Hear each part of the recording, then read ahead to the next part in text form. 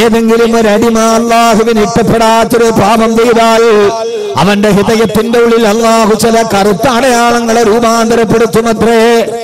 ഓരോ പാപം ചെയ്യുന്തോറും അവന്റെ ഹൃദയത്തിന്റെ ഉള്ളിൽ ചില കറുകറുത്ത അടയാളങ്ങൾ വീണ് ആ കറുത്ത അടയാളം അവന്റെ ഹൃദയത്തിൽ പാപത്തിന് അനന്തരഫലമായി രൂപാന്തരപ്പെടുമ്പോ ഹബീബായ നബി സല്ലല്ലാഹു അലൈഹി വസല്ലമ പറയുകയാണ്, ഇദാ താബാ വസ്തഗ്ഫറ,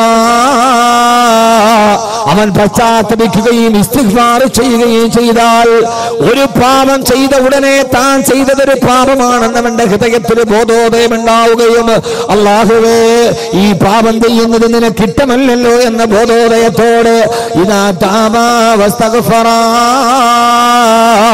അവൻ തൗബ ചെയ്ത് ഇസ്തിഗ്ഫാർ ചെയ്താൽ ആ കറുത്ത അടയാളത്തെ ഹൃദയത്തിൽ നിന്നാഹു മായിച്ചു കളയുമത്രേ. വീണ്ടും അവന്റെ ഹൃദയം സ്ഫടിക സമാനമായി ജ്വലിക്കുമത്രേ. അതല്ല, പാപം ചെയ്തതിന്റെ കൂടെ അത് പാപമാണെന്ന് കരുതി പശ്ചാത്തപിച്ച് തിരിച്ചു വരാണ് വീണ്ടും അവൻ പാപം തന്നെ ചെയ്യാൻ തീരുമാനിച്ചാൽ അല്ലാഹു പറയുകയാ, ഓരോ കറുത്ത അടയാളങ്ങൾ ഓരോന്നായി അവന്റെ ഹൃദയാന്തരത്തിൽ രൂപാന്തരപ്പെട്ടു അവസാന പാപത്തിന്റെ തോതനുസരിച്ച് അവന്റെ ഹൃദയം മുഴുവനും കറുത്ത് കരുവാളിച്ചു പോകും. അതിനാണ് റാൻ എന്ന് പറയുന്നതെന്ന് ഹബീബായ നബി മുഹമ്മദ് മുസ്തഫ. ആ ഒരവസ്ഥയ്ക്കാണ് റാൻ എന്ന് പറയുന്നത്. അതാണ് ഖുർആൻ പറഞ്ഞത്, കല്ലാ ബൽ റാന അലാ ഖുലൂബിഹിം മാ കാനൂ യക്സിബൂൻ.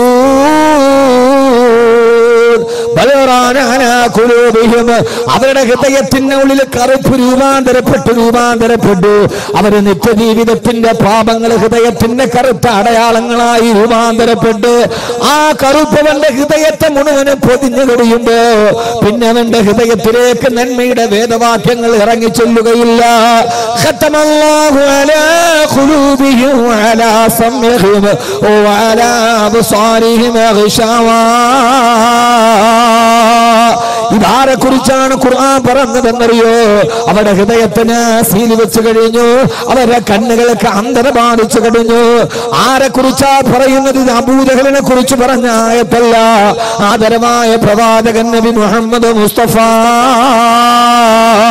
സല്ലല്ലാഹു അലൈഹി വസല്ലമയുടെ മദീനത്തെ പള്ളിയിൽ ഒന്നാമത്തെ സഫിൽ മസ്ജിദുൻ നബവിയിൽ ബാങ്ക് മുഴങ്ങുമ്പോ ഒന്നാമത്തെ സഫിൽ വന്നിട്ട് അബൂബക്കർ ഉമർ റളിയല്ലാഹു തആല അൻഹു അടക്കമുള്ള പ്രബലരായ സഹാബാക്കളുടെ അടുക്കൽ വന്ന് നിങ്ങളെല്ലാം സഫ് ശരിയാക്കി നേരെ നിൽക്കണേ. യഖ്റുജു ഇലൈനാ റസൂലുള്ളാഹ്, ഹബീബായ നബി സല്ലല്ലാഹു അലൈഹി വസല്ലമ ഇമാമത്തിന് വേണ്ടി വരുന്നുണ്ട്. എല്ലാവരും സഫ് ശരിയാക്കി നിൽക്കണേ എന്ന് അല്ലാഹുവിന്റെ പ്രവാചകന്റെ മസ്ജിദുൻ നബവി 5 വഖത്തിന് സഫ് വ്യക്തമാക്കി നിർത്തിയിരുന്ന താടിയും തലപ്പാവും ഉണ്ടായിരുന്ന ആ മനുഷ്യനെ കുറിച്ചാണ് അല്ലാഹുവിന്റെ ഖുർആൻ പറഞ്ഞത്. ആ മനുഷ്യൻ സ്വർഗത്തിലല്ല, അവൻ നരകത്തിന്റെ ഏറ്റവും അടിത്തട്ടില.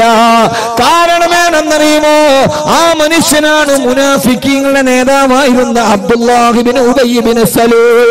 അയാള് നിസ്കരിക്കാത്തത് കൊണ്ടല്ല, അയാള് നോമ്പ് പിടിക്കാത്തത് കൊണ്ടല്ല, വളരെയേറെ ചിന്തിക്കണം, അയാളെ നെറ്റിയിൽ നിസ്കാരത്തടമില്ലാത്തത് കൊണ്ടല്ല. പിന്നെയോ ആ മനുഷ്യന് ഖതമല്ലാഹു അലാ ഖുലൂബിഹിം വഅലാ സമഇഹിം വഅലാ അബ്സാരിഹിം ഗിശാവാ. മദീനത്തെ പള്ളിയുടെ മിമ്പറിൽ വന്നിട്ട് ഗഗനലോകത്ത് നിന്ന് ലൗഹുൽ മഹ്ഫൂദിന്റെ രഹസ്യമായി വന്ന ജിബ്രീൽ അലൈഹിസ്സലാത്തു വസ്സലാം പകർന്നു കൊടുത്ത അറിവ് അല്ലാഹുവിന്റെ റസൂലിന്റെ ഭൂമുഖത്ത് നിന്ന് നേരിട്ട് കേട്ടവരാണവർ. പക്ഷേ ആ പ്രസംഗവും പ്രഭാഷണവും അവരുടെ ഹൃദയത്തിലേക്ക് ഇറങ്ങിപ്പോയില്ല. കാരണം അവരുടെ ഹൃദയം കറുത്തുപോയിരുന്നു. അവരുടെ ഹൃദയം കറുത്തുപോയിരുന്നു. ആ ഹൃദയത്തിലേക്ക് പ്രഭാഷണങ്ങൾ ഇറങ്ങിയില്ല. ആ ഹൃദയത്തിലേക്ക് അല്ലാഹുവിന്റെ വൃത്താന്തങ്ങൾ ഇറങ്ങിയില്ല.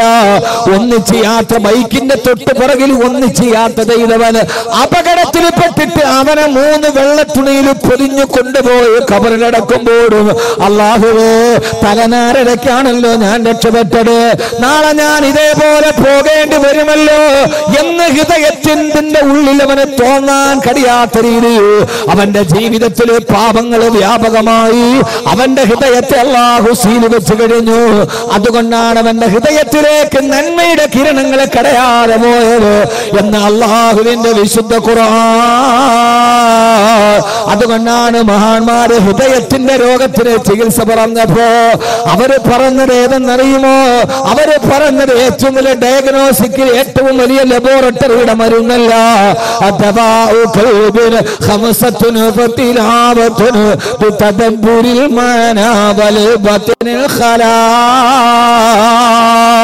وقيام الليل والتضرع بالسحر ومجالسات الصالحين الفضلاء.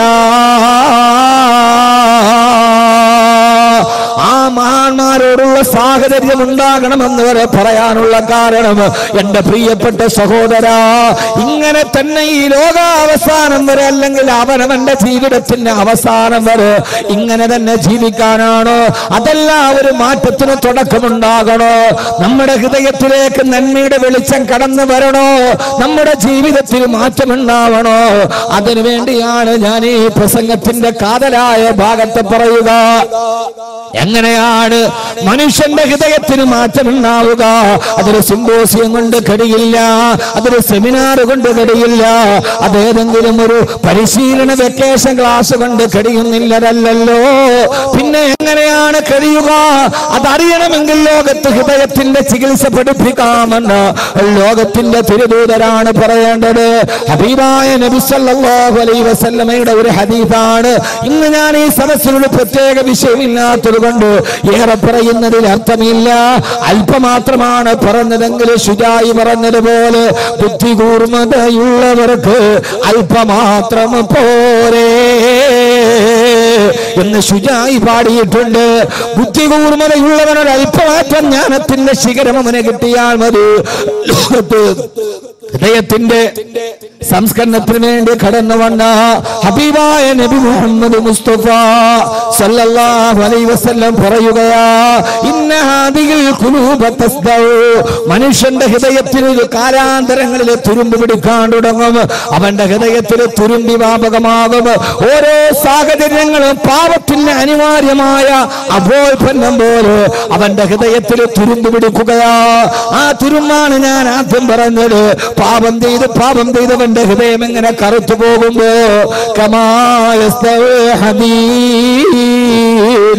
ഇരുമ്പിന് തുരുമ്പ് പിടിക്കുന്നത് പോലെ, ഏത് വിധമാണോ ഇരുമ്പിനെ തുരുമ്പ് നശിപ്പിക്കുന്നത് അതേപോലെ നിങ്ങളുടെ ഹൃദയത്തെ തുരുമ്പ് നശിപ്പിച്ചു കളയും എന്ന് ഹബീബായ മുത്തുനബി സല്ലല്ലാഹു അലൈഹി വസല്ലമ സഹാബത്തിനോട് പറഞ്ഞപ്പോ സഹാബാക്കളുടെ ഭാഗത്തുനിന്ന് ഒരു ചോദ്യമുണ്ടായി. യാ റസൂലല്ലാഹ്, ആ ഹൃദയത്തിന്റെ തുരുമ്പ് കളയാനുള്ള മാർഗമേത് നബി? എന്നെ കേൾക്കാനത്തെ സഹോദരങ്ങളോട്, മാറ്റത്തിന്റെ തുടക്കമുണ്ടാകേണ്ടത് അവനവന്റെ ഹൃദയത്തിൽ നിന്നാണ്. അല്ലാതെ സിംബോസിയം നടത്തിയിട്ടല്ല, സെമിനാറുകളുടെ തുടക്കത്തിൽ നിന്നല്ല. അവനവന്റെ ശരീരത്തിന്റെ മധ്യഭാഗത്ത് വലതുഭാഗത്തിടത്തോട്ട് തിരിഞ്ഞിരിക്കുന്ന 450 ഗ്രാം തൂക്കമുള്ള ഒരു മുട്ടിയുടെ വലിപ്പമുള്ള ഒരു അവയവമുണ്ട്. ആ ഒരു ചെറിയ അവയവത്തെ സംസ്കരിക്കാൻ അവനവന് തന്നെ കഴിഞ്ഞില്ലത്. 6 അടി പൊക്കമുള്ള മനുഷ്യ, 100 കിലോ ഭാരമുള്ള മനുഷ്യ, 100 കിലോ ഭാരമുള്ള നിനക്ക് 450 ഗ്രാം തൂക്കമുള്ള ഒരു അവയവത്തെ നന്നാക്കാൻ കഴിഞ്ഞില്ലെങ്കിൽ പിന്നെ നിന്നെ ആരാണ് മനുഷ്യനെന്ന് പറയുക? ഹബീബായ നബിയോട് ചോദിച്ചു, യാ റസൂലല്ലാഹ്, വമാ ജലാഉഹാ യാ റസൂലല്ലാഹ്, നബിയെ നിങ്ങളുടെ ഹൃദയത്തിന്റെ തുരുമ്പ് കളയാനുള്ള മാർഗം ഏതാണ്? എന്നെ കേൾക്കാനെത്തവരോട്, അങ്ങനെ മാറി നിന്നവരോട് അവനവന്റെ ഹൃദയത്തിന് സംസ്കരണം എന്നാണ് മുത്ത് റസൂൽ പറഞ്ഞത്. 2 മാർഗമാണ്. ആ മാർഗം ഏതെന്നറിയോ? അള്ളാന്റെ റസൂൽ പറഞ്ഞത് പാതിരാത്രിയിൽ എല്ലാവരും ഉറക്കത്തിന്റെ കരിമ്പടം പുതച്ചു കിടക്കുമ്പോ രാത്രി എഴുന്നേറ്റ് നിന്ന് തഹജ്ജുദ് നിസ്കരിക്കാനല്ല, നിങ്ങളെ തസ്ബീഹ് പിടിച്ചിട്ട് ദിക്ർ വർദ്ധിപ്പിക്കാനല്ല. അള്ളാന്റെ റസൂൽ 2 പ്രായോഗിക മാർഗങ്ങളാണ് എന്താണ് പറഞ്ഞു കൊടുത്തത്? അല്ലാഹുവിന്റെ റസൂല് പറഞ്ഞു, ഒന്ന് ദിക്റുൽ മൗതി, മരണത്തെ ഓർക്കുക. ദിക്റുൽ മൗതി, മരണത്തെ ഓർക്കുക. ഹബീബായ നബി സല്ലല്ലാഹു അലൈഹി വസല്ലമയുടെ അടുക്കലേക്ക് വന്നിട്ട് ഒരു സഹാബി പറഞ്ഞുവല്ലേ, യാ റസൂലല്ലാഹ്, നന്നാകണമെന്ന് ആഗ്രഹമുണ്ട് നബിയേ, പക്ഷേ എത്ര ശ്രമിച്ചിട്ടും എന്റെ ജീവിതത്തിൽ എനിക്ക് മാറ്റം വരുന്നില്ലല്ലോ. എന്റെ ജീവിതത്തിലും മാറ്റം വരാണ് എന്തെങ്കിലും ഒരു പോംവഴി പറയാൻ പറഞ്ഞപ്പോ ഹബീബായ റസൂലുള്ളാഹി സ്വല്ലല്ലാഹു അലൈഹി വസല്ലമ പറഞ്ഞു കൊടുത്തത്, സഹാബി, നിനക്ക് മാറണോ? നിനക്ക് പരിവർത്തനം ഉണ്ടാവണോ? ആവണം നബിയേ. എന്നാൽ അതിന് ഒറ്റ ദിക്ർ മാത്രമേ ഉള്ളൂ. അതേതെന്നറിയോ? കന്നക തമൂതാ, നാളെയാണ് നീ മരിക്കുന്നതെന്ന് ഉറപ്പിക്കുക. ഇന്നെന്റെ ജീവിതത്തിന്റെ അവസാന ദിവസമാണ്. നാളെ പ്രമാണം കാണാൻ ഞാൻ ഉണ്ടാവില്ല. നാളത്തെ ഉദയം ഞാൻ കാണില്ല.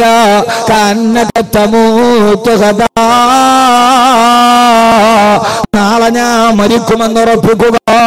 ഏത് സമയത്താണ് മരണം നമ്മെ തേടിയെത്തുന്നതെന്ന് നമുക്കറിയില്ലല്ലോ. ഈ അടുത്ത കാലത്ത് മലയാള കേരളത്തെ പിടിച്ചു കുലുക്കിയ ദുരന്തമാണ് പരവൂര് പുട്ടിങ്ങൽ ക്ഷേത്രത്തിലെ വെടിക്കെട്ട് ദുരന്തം. ആ ദുരന്തം കഴിഞ്ഞ് 3 ദിവസം കഴിഞ്ഞിട്ടാണ് ഞാൻ നാട്ടിലെത്തി ദുരന്ത സ്ഥലം സന്ദർശിക്കാൻ പോകവേ അവിടെ പോയി ഇങ്ങനെ കണ്ടുകൊണ്ട് നിൽക്കുമ്പോ സമീപത്തുണ്ടായിരുന്നൊരു തദ്ദേശവാസി എന്നോട് പറഞ്ഞു, ഉസ്താദേ, ഈ വെടിക്കെട്ട് അപകടം നടക്കുന്നത് പുലർച്ചെ 4 മണിയോടടുത്തില്ല. അതേവരെ വൈകുന്നേരം തലേ ദിവസം രാത്രി 8 മണി മുതൽ ഞാനും എന്റെ മകനും ആ വെടിക്കെട്ടിന്റെ പുറക്കാഴ്ച കാണാനുണ്ട്. അത് കണ്ട് രാവിലെ 4 മണി വരെ ഞങ്ങൾ അവിടെ ഉണ്ടായിരുന്നു. അവസാനത്തെ വെടിക്കെട്ട് നടക്കാൻ പോവുകയാ. തലേ ദിവസം 8 മണിക്ക് തുടങ്ങിയ വെടിക്കെട്ടിന് സമാപനം കുറിച്ച് അതിന് ആശാന്മാരുടെ ചോയ്സായിട്ട് നടക്കുന്ന അവസാനത്തെ സമാപന വെടിക്കെട്ട് നടക്കാൻ പോവുകയാ. അവസാനത്തെ പൊടിപൂരം കാണാൻ എല്ലാവരും ആകാംക്ഷയോടെ വെടിപ്പുരയുടെ അടുത്തേക്ക്, വെടിക്കെട്ട് നടക്കുന്നിടത്തേക്ക് അടുത്തു. ഞാനും അത് അടുത്തു നിന്ന് കാണാൻ ആഗ്രഹത്തോടെ പോയപ്പോ എന്റെ മകൻ എന്റെ കയ്യിൽ പിടിച്ചിട്ട് പറഞ്ഞ, അച്ഛാ, എനിക്ക് ഉറക്കം വരുന്നു, എനിക്ക് വല്ലാതെ ദാഹിക്കുന്നു പറഞ്ഞ് കുഞ്ഞു കരയാൻ തുടങ്ങി. ഞാൻ അവരോട് ദേഷ്യപ്പെട്ടിട്ട് പറഞ്ഞു, ഇതേവരെ ഇതുകൂടി കണ്ടിട്ട് പോവാ. എന്തെന്നറിയില്ല, എന്തിനെന്നറിയില്ല, പതിവില്ലാത്ത വാശിരന്റെ കുഞ്ഞുമോനെന്റെ കയ്യിൽ പിടിച്ചെന്നെ വലിച്ചു. എനിക്ക് വിശക്കുന്നു, എനിക്ക് ദാഹിക്കുന്നു. ഞാൻ അവനൊരു വെള്ളം വാങ്ങിച്ചു കൊടുത്തിട്ട് തിരിച്ചു വരാന്ന് കരുതി എന്റെ കുഞ്ഞെന്നെ കയ്യിൽ പിടിച്ചു ബലമായി പിടിച്ചു കൊണ്ടുപോയി. ഞാൻ അപ്പുറത്തേക്ക് ഒരു 500 മീറ്റർ മാറിയില്ല.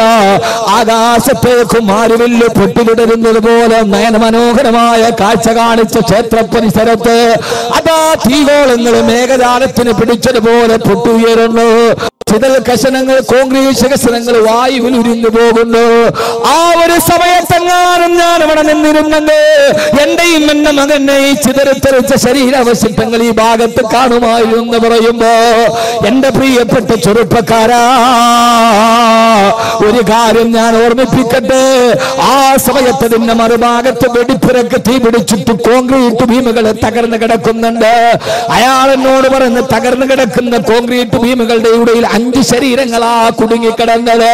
അതിന്റെ അടിയിൽ കെട്ട് അരഞ്ഞറിഞ്ഞു പോയോ. ആ ദുരന്തത്തിന്റെ കഥ അനുസ്മരിച്ച രതീഷ് എന്ന ഫയർഫോഴ്സുകാരൻ പിന്നെ എഴുതി വെച്ചല്ലോ. ഞാൻ ആ വെടിക്കെട്ടിന്റെ ദുരന്തത്തിന്റെ കഥ കേട്ടിട്ട് 11 മിനിറ്റ് കൊണ്ട് ഫയർഫോഴ്സ് സ്ഥലത്തെത്തി. എല്ലായിടത്തും കൂരാകൂറിയിട്ടാണ് വൈദ്യുതി വിച്ഛേദിക്കപ്പെട്ടു. എങ്ങും മനുഷ്യമാംസത്തിന്റെ കത്തിക്കരിയുന്ന രൂക്ഷഗന്ധങ്ങളാ. രക്ഷാപ്രവർത്തനത്തിന് വേണ്ടി ഓടിച്ചെല്ലുമ്പോ ആരോ എന്റെ കാലിന് കെട്ടിപ്പിടിക്കുന്നത് പോലെ തോന്നി.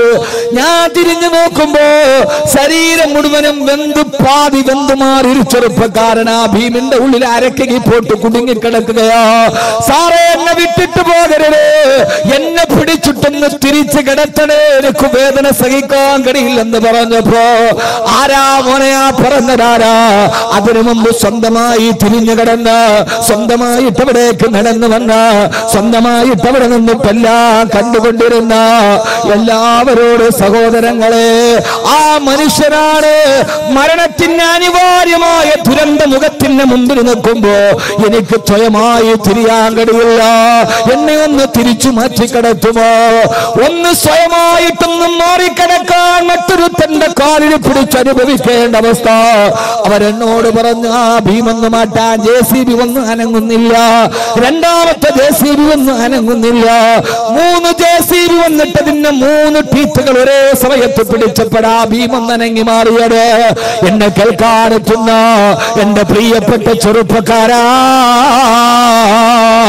3 JCB ഒരേ സമയത്ത് പിടിച്ചിട്ട് മാത്രം അനങ്ങിയ ഭീമാണ് അവിടെ നിന്ന് 1.5 കിലോമീറ്റർ അകലെ പരവൂർ ടൗണിന്റെ ഭാഗത്ത് ആ സമയത്ത് ആകാശത്തുകൂടി പറന്നുപോയി ബൈക്കിലേക്ക് കയറാൻ പോകുന്ന ചെറുപ്പക്കാരൻ ആകാശത്തിലൂടെ പറന്നുപോയി. അത് നേരെ പോയി ടാർ റോഡിൽ ഇടിച്ചിട്ട് അവിടെ നിന്ന് നേരെ എതിർവശത്തുള്ള കടയുടെ ഷട്ടറിലിടിച്ച് അവിടെ നിന്ന് നേരെ തിരിച്ചാ ബൈക്കിലോട്ട് കയറുന്ന ചെറുപ്പക്കാരന്റെ തല അരച്ചുകൊണ്ട് കടന്നു പോയത്, തല തൊട്ടിത്തെറിച്ചുകൊണ്ട് കടന്നു പോകുന്നത്. ഞാനൊന്ന് ചോദിക്കട്ടെ, മരണമെത്തുന്ന 4 മിനിറ്റ് മുമ്പ് തൊട്ടടുത്ത് നിന്നവനെ 1/2 മീറ്റർ 500 മീറ്റർ അപ്പുറത്തേക്ക് മാറ്റിയിട്ട് 1.5 കിലോമീറ്റർ അപ്പുറത്ത് നിന്നവന്റെ അടുത്തിലേക്കും മരണത്തെ കൊണ്ടുപോയടാരാ? അത്രയും നേരം അടുത്ത് നിന്നവനോട് ഇല്ല 4-ാം മാസത്തിൽ നിന്റെ ഉമ്മാന്റെ ഗർഭാശയത്തിൽ ഞാൻ എഴുതി വെച്ച നിന്റെ ആയുസിന്റെ രേഖ എത്തിയിട്ടില്ല എന്ന് പറഞ്ഞിട്ടും മകന്റെ രൂപത്തിൽ കൈവെള്ളയിൽ പിടിച്ചിട്ട് അകലേക്ക് മാറ്റിയതാരാ? 1.5 കിലോമീറ്ററിൽ ഒന്നുമില്ലാതെ മാറി നിന്നവന്റെ അടുക്കലേക്ക് ആകാശത്തേക്ക് പാഞ്ഞുപോയ കോൺക്രീറ്റ് ബീം തറയിൽ കൊണ്ടിട്ട് ഷട്ടറിൽ തൊട്ട് തിരിച്ചു വന്ന് അവന്റെ തല പൊട്ടിത്തെറിച്ചു കൊണ്ടുപോയി. 1.5 കിലോമീറ്റർ അപ്പുറത്ത് നിന്നവനോട് 4-ാം മാസത്തിൽ ഉമ്മാടെ ഗർഭാശയത്തിൽ വെച്ച് നിന്റെ തലയിൽ ഞാൻ എഴുതി വെച്ച ആയുസ് ഈ നിമിഷത്തോടെ നിന്ന് പറഞ്ഞ് അടുത്ത് നിന്നവനെ അകലേക്ക് മാറ്റുകയും അകലെ നിന്നവനെ മരണത്തിന് പിടികൊടുക്കുകയും ചെയ്തതാരാ? ഓ, ചെയ്ത തമ്പുരാനാണ്. ലാ ഹൗല വലാ ഖുവത ഇല്ലാ ബില്ലാഹ്. അവനാണ് ഏകനായ നിന്റെ റബ്ബെങ്കിൽ എന്റെ പൊന്നുമോനെ, വഫൗക തദ്ബീരിനാ വലില്ലാഹി തക്ബീറു. നമ്മളൊക്കെ ചിന്തിക്കുന്നതിനപ്പുറത്തേക്ക് അല്ലാഹുവിന്റെ ഒരു തീരുമാനത്തിന് മുമ്പിലൂടെ നമ്മൾ ഇങ്ങനെ നടന്നു പോകുകയാ. എന്താണ് എന്റെ റബ്ബിനെ കുറിച്ച് നാളെ തീരുമാനിച്ചിരിക്കുന്നതെന്ന് എനിക്കറിയില്ലല്ലോ. അടുത്ത നിമിഷം എന്റെ ജീവിതത്തിന്റെ എന്റെ റബ്ബിന്റെ തീരുമാനം എന്തെന്ന് എനിക്കറിയില്ലല്ലോ. അതുകൊണ്ട് ഒരാൾക്കും ജീവിതത്തിലും മാറണമെന്ന് ആഗ്രഹമുണ്ടോ? അതിലേറ്റവും പ്രധാനപ്പെട്ട കാര്യം കന്നക തമൂതു ഗദാ, നാളെ അവൻ മരിക്കുമെന്ന് ഉറപ്പിക്കുക. നാളെ രാവിലെയാണ് എന്റെ വീടിന്റെ മുമ്പിൽ നീല ടാർപ്പായ വലിച്ചു കെട്ടുന്നത്. നാളെയാണ്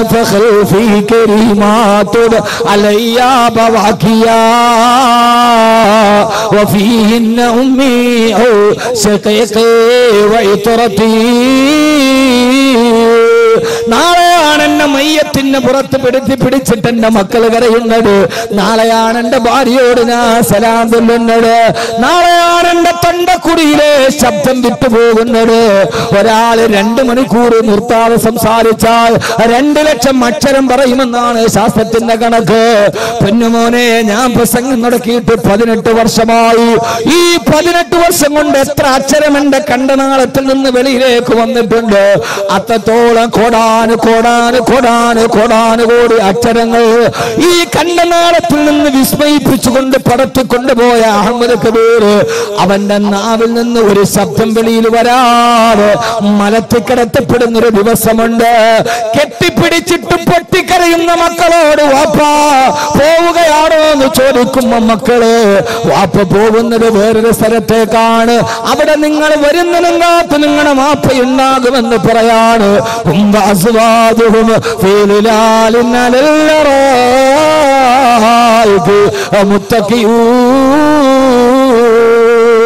لهم فيها فاكهة ولهم فيها ما يدعون മക്കളെ സ്വർഗത്തിന്റെ പഴങ്ങളെ താരത്തിന് വെച്ച് തരുന്ന സ്വർണ്ണത്തിന്റെ കട്ടിലിൽ പടച്ചറപ്പിച്ചായിരിക്കുന്ന ഒരു തുള്ളി വേർപ്പെടുകാട് ഇപ്പൊ എന്നെ നെറ്റിത്തടത്തിൽ നിന്ന് വേർപ്പെടുകുന്നുണ്ട്.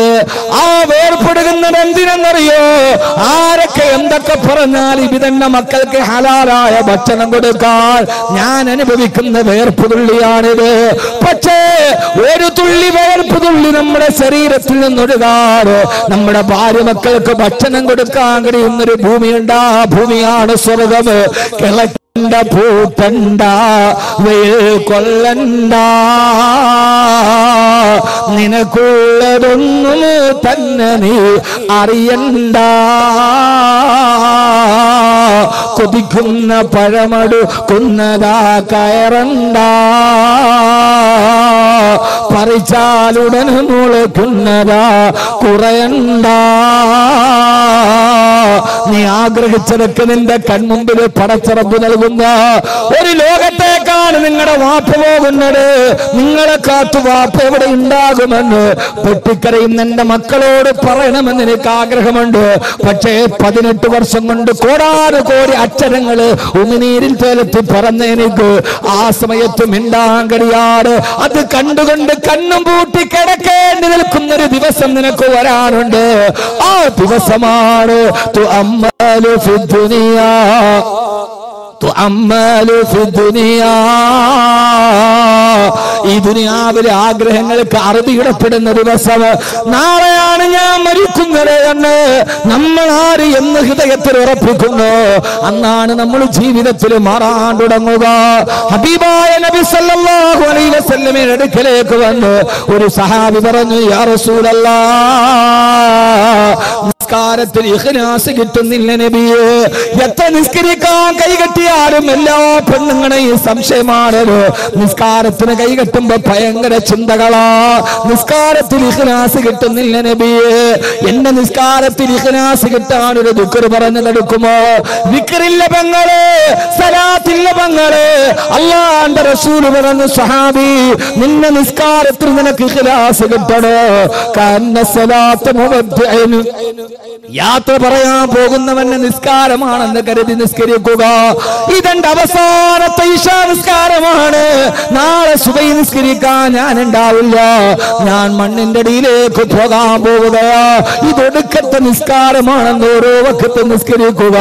എന്നാ നിന്റെ നിസ്കാരത്തിൽ നിനക്ക് ഇഖ്ലാസ് കിട്ടുമെന്ന് ലോകത്തിന്റെ മുത്ത്, ആദർശത്തിന്റെ സത്ത്, ആമനയുടെ പൊന്നേ പൊന്നൊളി മുത്ത് നബി മുഹമ്മദ് മുസ്തഫ. അപ്പൊ യഥാർത്ഥത്തിൽ എന്താ ഇതിന്റെ അർത്ഥം? എല്ലാവരെയും അത് ബാധിച്ചിട്ടുണ്ട്, ആണും പെണ്ണും ഒക്കെ. 2025 കേരളത്തിൽ പുരുഷന്മാരെക്കാൾ മദ്യപന്മാർ സ്ത്രീകളാകുമെന്നാണ് പുതിയ സാമൂഹ്യ വകുപ്പിന്റെ സർവേ. സ്ത്രീകൾ മദ്യപിക്കാൻ തുടങ്ങി. 7 വയസ്സുകാരൻ കഞ്ചാവ് വലിക്കാൻ തുടങ്ങി എന്ന് പറഞ്ഞാൽ പണ്ട് കാലത്ത് നമുക്ക് ചിന്തിക്കാൻ പോലും കഴിയാത്തത് ഇന്ന് നമ്മുടെ മുമ്പിൽ. പെണ്ണുങ്ങൾ കല്ലുടിക്കാൻ തുടങ്ങി. ഈ അടുത്ത സമയത്ത് ഈ ആറ്റിങ്ങലടുത്ത് തന്നെ നാട്ടിൽ നിന്നൊരു പെൺകുട്ടിയെ കെട്ടിച്ചു. വിവാഹബന്ധം ഫെയിലറായപ്പോ മധ്യസ്ഥ ചർച്ചയ്ക്ക് വേണ്ടി പോയപ്പോൾ ആ പെൺകുട്ടി കരഞ്ഞുകൊണ്ട് ഞാനടക്കമുള്ള സദസ്സിൽ പറഞ്ഞത്, ആ വീട്ടിലെ ആണും പെണ്ണും മുഴുവനും വൈകുന്നേരം ടെറസിലിരുന്ന് മദ്യപിക്കും, എന്നെ മദ്യപിക്കാൻ എന്നെ നിർബന്ധിച്ചു, ഞാൻ അതുകൊണ്ടാണ് അവിടെ നിന്ന് ഇറങ്ങി വന്നതെന്നാണ് ഒരു പെൺകുട്ടി ഒരു അനുരഞ്ജന സദസ്സിൽ ഈ മഹലിൽ ആറ്റിങ്ങൽ പരിസരത്തുള്ള ഒരു വീടിനെ കുറിച്ച് പറഞ്ഞു. ഞാൻ വീടൊന്നും പറയുന്നില്ല, കാരണം ഇത് നടുറോട്ടിട്ട് കുത്തിക്കൊല്ലണ സ്ഥലമാണ്. അതുകൊണ്ട് പട്ടാപ്പകൽ പോകുന്നവനെ പുറകിൽ നിന്ന് മാങ്ങാക്കത്തി കൊണ്ട് എറിയണ നാടായി മാറി.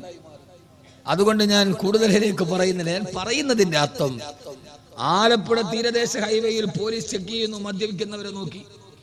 ആ സമയത്തൊരു ഭാര്യയും ഭർത്താവും ഡീസന്റായി കാർ ഓടിച്ചു വന്നു. നിർത്തി അവർ അനലൈസറിൽ ഊതാൻ പറഞ്ഞു.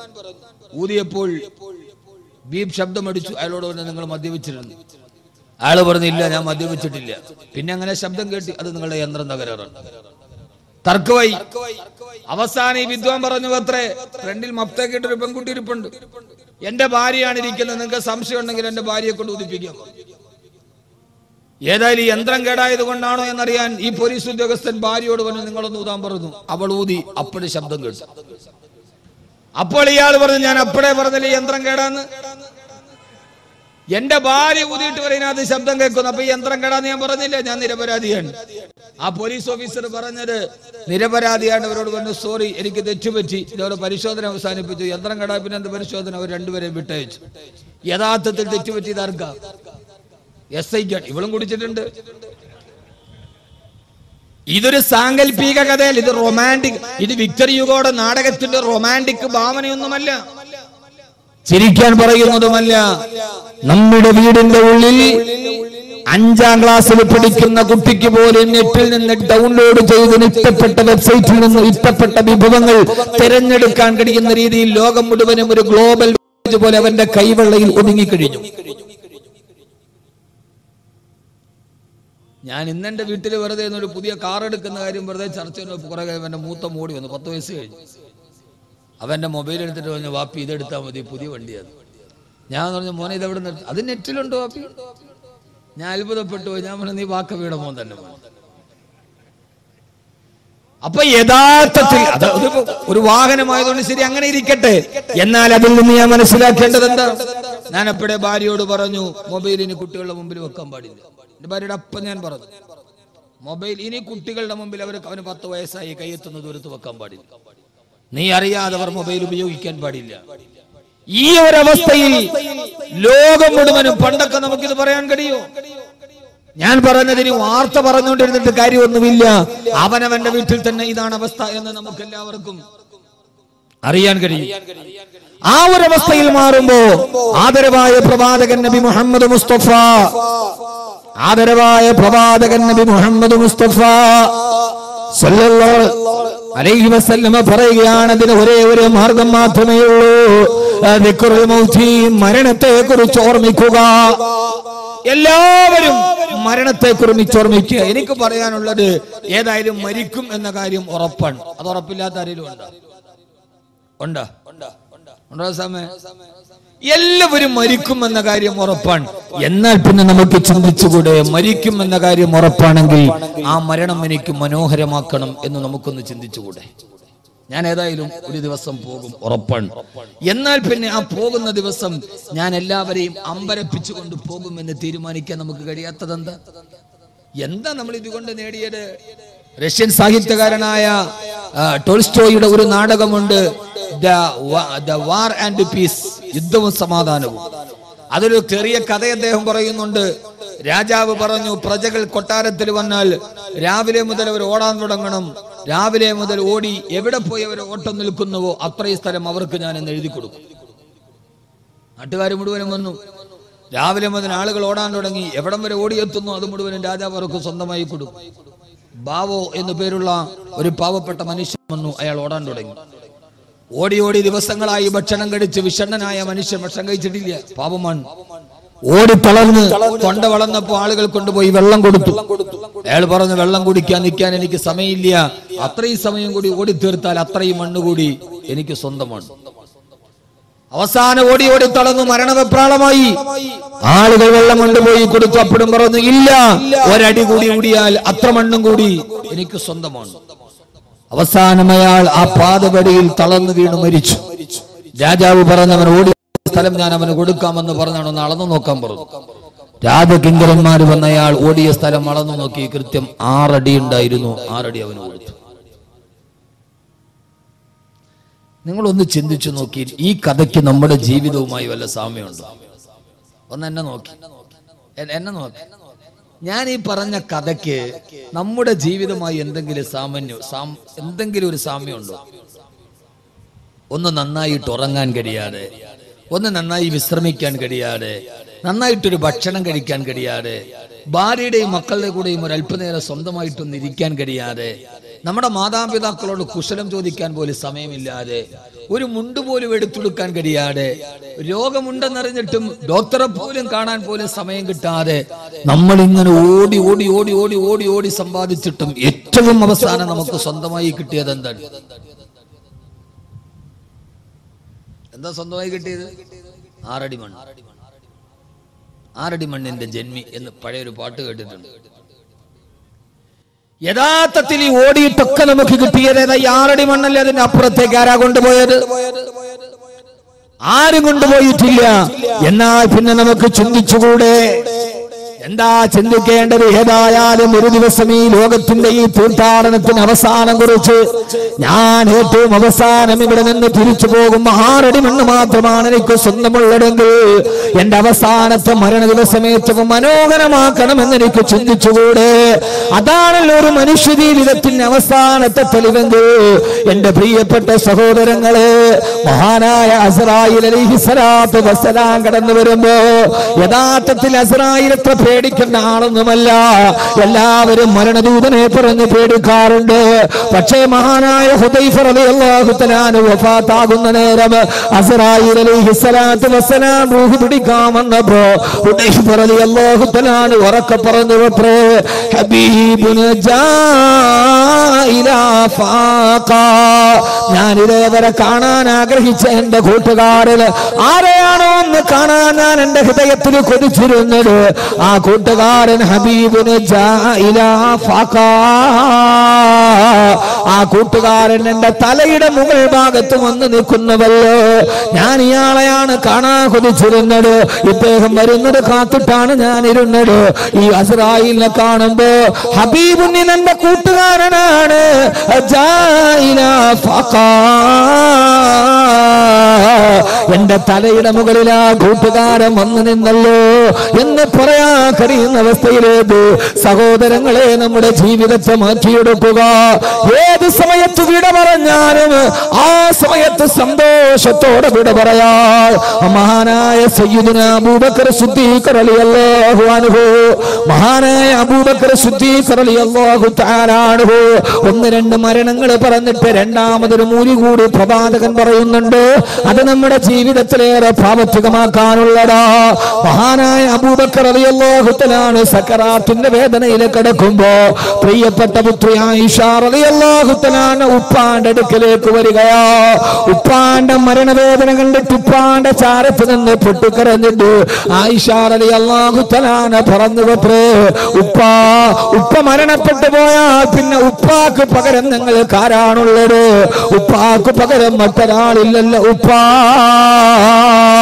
അപ്പോഴാണ് അബൂബക്കർ റളിയല്ലാഹു തആല പറഞ്ഞു, മോളെ ആയിഷ, മരണമെത്തിയാൽ അങ്ങനെ പറയണമെന്നല്ലല്ലോ ഖുർആൻ പറഞ്ഞത്. സക്റത്തുൽ മൗതി ബിൽ ഹഖ് ദാലിക മാ കുൻത മിൻഹു തഹീദ്. അങ്ങനെയല്ലേ ഖുർആൻ പറഞ്ഞു തന്നത്? നീ ആഗ്രഹിക്കാതെ ഓടിയൊളിച്ച മരണം നിന്റെ കൺമുമ്പിലെത്തി നിന്നെ ഇതാ മരണം പിടികൂടാൻ പോവുകയാണ്. അങ്ങനെയല്ലേ പറയേണ്ടത് ആയിഷ?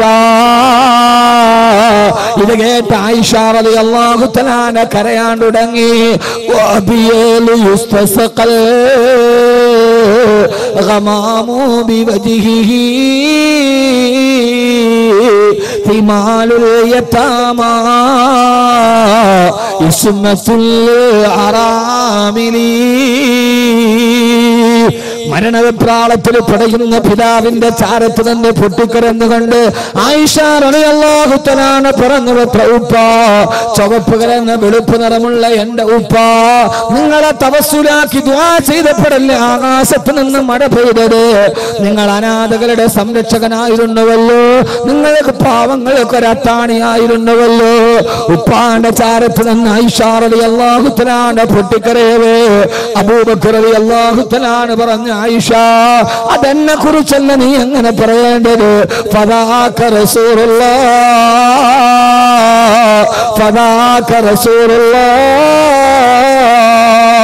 അത് അല്ലാഹുവിന്റെ റസൂലിനെ കുറിച്ച് പറയേണ്ടതാണ് ആയിഷ. അത് അല്ലാഹുവിന്റെ റസൂലിനെ കുറിച്ചല്ലേ പറയേണ്ടത് എന്ന് പറഞ്ഞ തീരവേ ആയിഷ ബിവിയോട് പറഞ്ഞു, മോളെ, ഉപ്പാടെ മുഖവും ശരീരവും മൂടാൻ ഒരു വെള്ള തുണി എടുത്തു കൊണ്ടുവാ മോളെ. ഇതാണ് മരണമെന്നറിയാണ് മകളോട് വസിയത്ത് ചെയ്തു മകള് തുണിയെടുക്കാനോട്. ഇത് കേട്ട സഹാബത്ത് ചോദിച്ചു, അമീറുൽ മുഅ്മിനീൻ, അങ്ങ് മരണത്തിന്റെ വക്കീലാണല്ലോ, രോഗം മൂർച്ഛിച്ചുവല്ലോ, ഞങ്ങൾ നിങ്ങൾക്ക് വേണ്ടി ഒരു വൈദ്യനെ വിളിച്ചു കൊണ്ടുവരട്ടെ? അബൂബക്കർ റളിയല്ലാഹു അൻഹു പിന്നെ മറുപടി വന്നു, ഓ വൈദ്യനെ നിങ്ങൾ വിളിക്കണ്ട, വൈദ്യൻ എന്നെ വന്ന് സന്ദർശിച്ചിട്ട് ഇപ്പൊ തിരിച്ചു പോയതേയുള്ളൂ, ഞങ്ങളെ കണ്ടില്ലല്ലോ. ആട്ടെ, പരിശോധിച്ച വൈദ്യൻ എന്നാണ് റിസൾട്ട് പറഞ്ഞത്? ബഹുമാനപ്പെട്ട അബൂബക്കർ റളിയല്ലാഹു തആല അൻഹു എന്ന മറുപടി, എന്നെ പരിശോധിച്ചിട്ട് വൈദ്യൻ എന്നോട് പറഞ്ഞു, ഇന്നി ഫആലുന ലിമാ ഉരീദ്, നീ എന്റെ അടുക്കലേക്ക് വരാൻ പോവുകയാ. എന്താണോ എനിക്ക് തോന്നുന്നത് അതുപോലെ നിന്നോട് ഞാൻ പെരുമാറുമെന്ന് ആ സന്ദർശകൻ എന്നോട് പറഞ്ഞിട്ടാണ് പോയതെന്ന് മഹാനായ സയ്യിദുനാ അബൂബക്കർ സിദ്ദീഖ് റളിയല്ലാഹു തആല അൻഹു. സഹോദരങ്ങളെ, ആയിഷ റളിയല്ലാഹു തആല വെള്ള തുണിയുമായി വരുമ്പോ അശ്ഹദു അല്ലാ ഇലാഹ ഇല്ലല്ലാഹ് വ അശ്ഹദു അന്ന മുഹമ്മദർ റസൂലുള്ളാഹ് അവസാനത്തെ വിശുദ്ധവാക്യം പറഞ്ഞിട്ട് മഹാനായ അബൂബക്കർ റളിയല്ലാഹു തആല അൻഹു വിട പറയാൻ തീരുമാനിച്ചിരുന്നുവെങ്കിൽ എന്റെ പ്രിയപ്പെട്ട സഹോദരങ്ങളെ, എന്റെ പ്രിയപ്പെട്ട സഹോദരിമാരെ, എനിക്ക് പറയാനുള്ളത് ഈ ആധുനിക ലോകത്തിന്റെ അസുരഭാവങ്ങളെ നമ്മുടെ ജീവിതത്തിലേക്ക് പകർത്താനല്ല. അവസാനം വിട പറയുന്ന നേരം നല്ലവനായി വിട പറയാ. എന്റെ പുതിയ ന്യൂ ജനറേഷൻ തലമുറയോട് നിങ്ങൾ ഈ ജീവിതത്തിൽ ഇങ്ങനെ അടിച്ചു പൊളിച്ച് ജീവിക്കാനല്ല, പിന്നെയോ അവസാനം വിട പറയുന്ന പോലെ അള്ളാഹുവിന്റെ വിശുദ്ധമായ ദീനിനു വേണ്ടി ജീവിച്ചു മരിച്ചു പോയ ഒരു യഥാർത്ഥ ചെറുപ്പക്കാരനെ പോലെ, ഉമറിനെ പോലെ, ഖാലിദിനെ പോലെ, സൈദിനെ പോലെ, മഹാനായ ഹംസത്തുൽ ഖറാഅ റളിയല്ലാഹു അൻഹുവിനെ പോലെ അവസാനം വിട പറയുന്ന നേരം എന്റെ ജീവിതം റബ്ബിന് വേണ്ടി സമർപ്പിച്ചതാ, എന്റെ ജീവിതം ഇസ്ലാമിന് വേണ്ടി സമർപ്പിച്ചതാ, ഞാൻ എന്റെ ജീവിതം മുഴുവൻ പടച്ചറപ്പിന്റെ തൃപ്തിക്ക് ജീവിച്ചതാ. അവസാനം വിട പറയുന്ന നേരത്ത് നാളെ പരലോകത്ത് കിട്ടുന്ന സ്വർഗത്തിന്റെ ഛായാചിത്രം അവനവന്റെ കൺമുമ്പുകളിൽ തെളിഞ്ഞു കണ്ട് സുന്ദരമായി വിട പറയാ. പുതിയ തലമുറയ്ക്ക് കഴിയാതെ പോയാ, ന്യൂ ജനറേഷന് കഴിയാതെ പോയാ, നമ്മുടെ ലോകമെന്ന് പേരിട്ട് കൊടുത്തൊരു പേരാണ് ജനറേഷൻ എന്ന് പറഞ്ഞാൽ പുതിയ തലമുറ, ന്യൂ ജനറേഷൻ എന്ന് പറഞ്ഞാൽ പുതിയ തലമുറ. ആരാണ് ന്യൂ ജനറേഷൻ ഫ്രീക്കന്മാരെന്നറിയോ? അണുകുടുംബത്തിൽ ജനിച്ചിട്ട് ആധുനിക രാസവള നിർമ്മാണശാലയിൽ ഉപോൽപ്പന്നം പോലെ കെൻഡക്കി, KFCയും ബർഗറും പിസയും മാത്രം തിന്നു പഠിച്ച, രാവിലെ മൊബൈൽ ഡാറ്റയുടെ ബാലൻസ് നോക്കുന്ന, വൈകുന്നേരം ആരാണ്ട് മടിക്കുറ്റിന് പിടിച്ചിട്ടാണെങ്കിലും വേണ്ടില്ല മൊബൈൽ ഡാറ്റ ചാർജ് ചെയ്ത് പാതിരാത്രിയുടെ നിശബ്ദതയിൽ ലോകത്തുള്ള 140 രാട്ടത്തിലേറൊക്കെ പെണ്ണ് തുണിയുരിഞ്ഞാടിയാലും കൈവെള്ളയിൽ നിൽക്കുന്ന www.com-ലൂടെ ലോകത്തുള്ള പെണ്ണിന്റെ അനാവശ്യം മുഴുവനും ആസ്വദിക്കുന്ന, പാതിരാത്രി പകലാക്കി മാറ്റുന്ന, അവസാനം ആസ്വദിച്ച് തളർന്നു കഴിയുമ്പോ മുമ്പിൽ നിവർത്തി വെച്ചിരിക്കുന്ന ലാപ്ടോപ്പിന്റെ ഡെസ്ക്ടോപ്പിലേക്ക് തലതേത്ത് വെച്ച് മയങ്ങുന്ന, വർഷങ്ങളായി പള്ളിയിലെ സുബഹിന്റെ ബാങ്ക് ചെവിയിൽ ഇതേവരെ കേട്ടിട്ടില്ലാത്ത, ഇതേവരെ വർഷങ്ങളായി സുബഹിയുടെ ബാങ്ക് കേൾക്കാതെ മധ്യാഹ്നത്തിൽ എഴുന്നേറ്റ് പോകുന്ന എന്റെ പ്രിയപ്പെട്ട മുസ്ലിം ചെറുപ്പക്കാരാ, എന്റെ പ്രിയപ്പെട്ട മുസ്ലിം ചെറുപ്പക്കാരാ, മാറണ്ട മോനെ, നിനക്ക് പ്രണയമെന്ന 3 അക്ഷരത്തെ കാമമെന്ന 2 അക്ഷരത്തോട് ചേർത്ത് പിടിച്ച് എല്ലാ പെണ്ണാണെന്ന് കരുതുന്ന, എല്ലാ പെണ്ണിനോടുള്ള അഭിനിവേശം എന്ന് കരുതുന്ന, ജീവിതം മുഴുവനും ഒരു മൊബൈൽ ഫോണുമായി പെണ്ണിന്റെ പുറകെ, മാൾപേടയുടെ പുറകെ സിംഹക്കുട്ടി നടക്കുന്നത് പോലെ നടന്നു പോകുന്ന പുതിയ തലമുറയോട് ഞാൻ ഓർമ്മിപ്പിക്കുകയാ.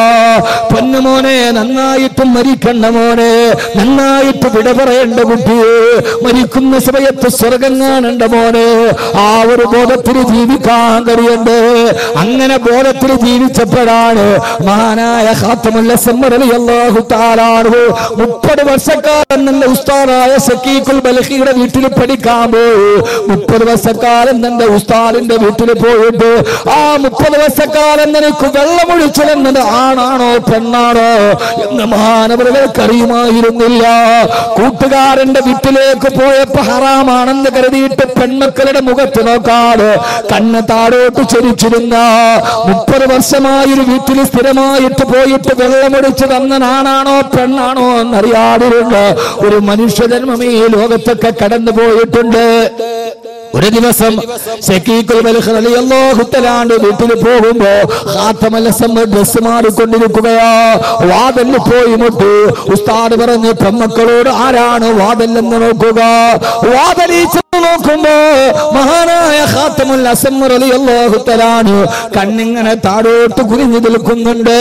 പെൺമക്കളോട് ചെന്ന് വാപ്പായോട് പറഞ്ഞ വാക്ക് ഇന്നും ചരിത്രത്തിൽ കിടക്കുന്നുണ്ട്.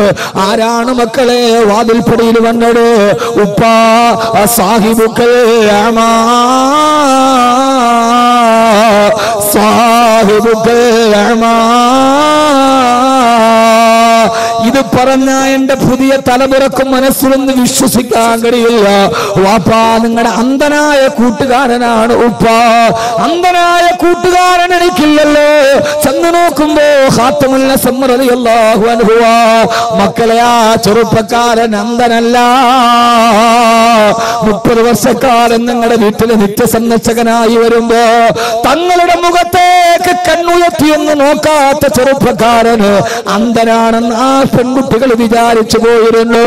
21ാം നൂറ്റാണ്ടിൽ ചിന്തിക്കാൻ കഴിയോ ഇങ്ങനെ ഒരു ചെറുപ്പക്കാരനെ കുറിച്ച്? കടന്നു പോകുന്നവന്റെ വീട്ടിലെ പെണ്ണിനെ പോലെ കാമത്തിന്റെ മെത്തയിൽ കിടത്തുന്ന സീരിയലിന്റെ മോഹമായിട്ട് കഴിഞ്ഞ ഷാരി എന്ന നമ്പൂതിരി കുട്ടി കോട്ടയം മെഡിക്കൽ കോളേജിന്റെ മോർച്ചറിയിൽ 90% പൊള്ളലേറ്റ് കൊണ്ടുപോകാൻ കാരണക്കാരിയായ അവളുടെ വീട്ടിലെ നിത്യസന്ദർശകയായിരുന്നു. അവളുടെ അമ്മയുടെ ബന്ധുവായിരുന്നുവെങ്കിൽ സഹോദരങ്ങള് കാണുന്നവനെയൊക്കെ കൂട്ടിക്കൊടുക്കുന്ന ലോകത്ത് 30 വർഷക്കാലം ഒരു വീട്ടിൽ പോയിട്ടൊരു പെൺകുട്ടികളുടെ മുഖത്ത് നോക്കാറ് ആ പെൺകുട്ടികൾ ഇത് അന്ധനാണെന്ന് ധരിച്ചു പോയിരുന്ന അതാ വീട്ടിൽ മാത്രമല്ല മഹാനവരാ നാട്ടിലെ അങ്ങാടിയിലൂടെ നടന്നു പോകുമ്പോ അരുതാത്ത കാഴ്ചകളൊന്നും കാണാതിരിക്കാൻ കണ്ണ് താഴേക്ക് നടത്തുമ്പോ അത് കാണുമ്പോ അങ്ങാടിയിലെ ആളുകൾ പറയുമായിരുന്നു അത്രേ, അല്ലാഹുവേ അല്ലാഹുവേ അല്ലാഹുമ്മ ഇന്നി അഊദു ബിക മിനൽ അമാ. അല്ലാഹുവേ നിന്നോട് ഞങ്ങൾ അന്ധതയിൽ നിന്ന് കാവലിനെ തേടുന്നു അല്ലാ. ആ നടന്നു പോകുന്ന മനുഷ്യനോട് അന്ധനാണെന്ന് കരുതിയിട്ട് അങ്ങാടിയിൽ ചുറ്റുവട്ടത്ത് നിന്ന ആളുകൾ ഞങ്ങളെ ഇങ്ങനെ അന്ധനാക്കല്ലേ അല്ലാ എന്ന് കാവലിനെ തേടുന്ന രീതി അല്ലാഹുവിന് ഇഷ്ടപ്പെടാത്തവന്റെ കണ്ണിന് വേണ്ടാന്ന് പറഞ്ഞിട്ട് സഹോദരങ്ങളെ എന്റെ ചെറുപ്പക്കാരെ നമ്മുടെ കണ്ണുകൾ കൊണ്ട് കാണുന്നത് പാപമാ. ഒന്നും വേണ്ട, നമ്മുടെ ഹൃദയം കറുക്കാൻ അധിക സമയം വേണ്ട. കണിയാപുരത്ത് നിന്ന് നേരെ കഴക്കൂട്ടം വരെ സഞ്ചരിച്ചാൽ മതിലുകൾ വെച്ചിരിക്കുന്ന പോസ്റ്ററുകൾ കണ്ടാൽ മതി. ഹറാമിന്റെ പേക്കൂത്ത് നടത്തുമ്പോ മക്കളും ഭാര്യയുമായിട്ട് നടക്കാൻ കഴിയാത്ത സിനിമാ നടിമാരുടെ അടിപ്പാവാടയുടെ കളർ പോലും കാണിക്കുന്ന അർദ്ധനഗ്ന പോസ്റ്ററുകൾ വ്യാപകമാകുമ്പോ ഒരു കാര്യത്തിൽ ഇതൊക്കെ കാണാൻ വിധിക്കപ്പെട്ടവരാണ് നമ്മൾ. പെട്ടെന്ന് തുറന്നാൽ ഫേസ്ബുക്ക് ഓൺ ചെയ്താൽ അശ്ലീലതയുടെ ആവർത്തന ഭാവങ്ങളെ കാണുമ്പോ ഒരു കാര്യത്തിൽ ഗൾഫ് രാഷ്ട്രത്തിൽ ജീവിക്കാൻ കഴിഞ്ഞാൽ കുറച്ച് നല്ലതാണ്. GCCയിൽ എവിടെ പോയാലും ദേശീയ പാതയിലൂടെ സഞ്ചരിക്കുമ്പോൾ ബോർഡ് കാണും ലാ തനസ ദിക്റല്ലാ, അല്ലാഹുവിന്റെ ദിക്റിനെ മറക്കരുത്. കുറച്ചുകൂടെ പോകുമ്പോ ബോർഡ് കാണും ഖുൽ സുബ്ഹാനല്ലാഹ്, ഖുൽ അൽഹംദുലില്ലാഹ്, ഖുൽ അസ്തഗ്ഫിറുല്ലാഹ്. അത് കണ്ടാൽ തന്നെ നമ്മൾ അറിയാതെ ഇസ്തിഗ്ഫാർ പറയുമല്ലോ. പക്ഷേ നമ്മുടെ പ്രബുദ്ധ കേരളത്തിൽ അരക്കിനി പോട്ട് തുണിയില്ലാത്ത പെണ്ണിന്റെ ആവാസത്തിന് അശ്ലീലതകൾ കാണുമ്പോ എന്റെ പൊന്നുമോനെ ലൈല മജ്നു പാടിയിട്ടുണ്ടല്ലോ, ലൈല മജ്നു പാടിയിട്ടുണ്ടല്ലോ. വകൈഫ തറാ ലൈല ബിഐനിൻ തറാ ബിഹാ സിവാഹാ ഫമാ തഹറത് ബിൽ മതാബിഇ. മജ്നു ലൈലയെ പ്രേമിച്ച് പ്രേമിച്ച് പ്രേമിച്ച് പ്രേമിച്ച് ഞാൻ നിങ്ങളോടൊരു പ്രേമത്തിന്റെ കഥ പറയാ. ഇൻഷാ അല്ലാഹ് രസകരമായൊരു പ്രേമകഥ നിങ്ങൾക്ക് ഞാൻ പറഞ്ഞു തരാം. അതാകുമ്പോ പിന്നെ കുട്ടികൾക്ക് വലിയ ഇഷ്ടമാണല്ലോ. ലൈല മജ്നു ലൈലയെ ഓർത്തിട്ട് മജ്നൂൻ എന്ന കാമുകം പാടിയടാ. ഞാൻ എന്റെ കണ്ണുകൾ കൊണ്ട് ലൈലയല്ലാത്തൊരു പെണ്ണിനെ കണ്ടാൽ പിന്നെ എനിക്ക് ലൈലയെ ആ കണ്ണുകൊണ്ട് കാണണമെങ്കിൽ കരഞ്ഞ് കരഞ്ഞ് കണ്ണുനീര് കൊണ്ട് എന്റെ കണ്ണ് കഴുകി ശുദ്ധിയാ ശുദ്ധിയാക്കിയാലല്ലാതെ ഞാൻ എന്റെ ലൈലയെ വഞ്ചിച്ചല്ലോ, അവളല്ലാത്തൊരു പെണ്ണിനെ ഞാൻ നോക്കിയല്ലോ, എന്റെ ലൈലയല്ലാത്ത മറ്റൊരു പെണ്ണിനെ ഞാൻ ഈ കണ്ണുകൊണ്ട് കണ്ടാൽ കണ്ണുനീര് കൊണ്ട് കഴുകി ശുദ്ധിയാക്കിയാലല്ലാതെ എനിക്ക് പിന്നെ ആ കണ്ണുകൊണ്ട് എന്റെ ലൈലയെ കാണാൻ സാധ്യമല്ലെന്ന് പാടിയ മജ്നു ഈ ബൈത്ത് വീട്ട് ഹുജ്ജത്തുൽ ഇസ്ലാം അബൂ ഹാമിദുൽ ഗസ്സാലി റളിയല്ലാഹു അൻഹു ചോദിക്കുകയാ, എടാ ചെറുപ്പക്കാരാ, നിന്റെ കണ്ണുകൾ കൊണ്ട് ഹറാമുകൾ മുഴുവനും കണ്ടിട്ട് ആ ഹറാമ് കണ്ട കണ്ണുകള് കണ്ണുനീര് കൊണ്ട് കഴുകി ശുദ്ധിയാക്കാറ് നാളെ നീ സ്വർഗത്തിൽ എങ്ങനെയാ നിന്റെ പടച്ചറപ്പിന്റെ ലിക്കായിനെ കാണുക? ആ കണ്ണുകൊണ്ട് നിനക്ക് അല്ലാഹുവിന്റെ ലിക്കായിനെ കാണാൻ പറ്റുമോ?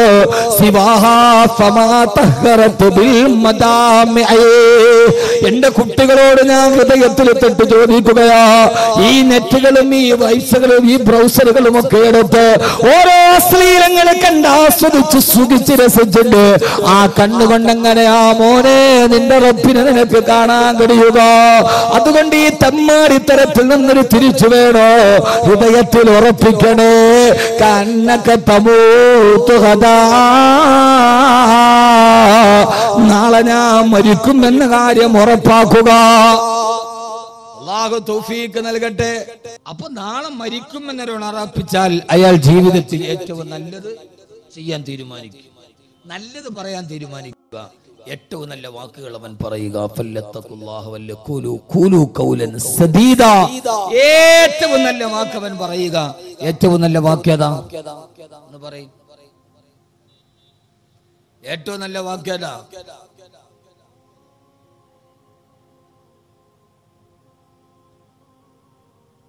അല്ലാഹു അക്ബർ. അതറിയില്ല, ഇനിയിപ്പോ അതിനെ ഗൂഗിളിൽ സെർച്ച് ചെയ്യണം. ഏറ്റവും നല്ല വാക്യതാന്നറിയാം.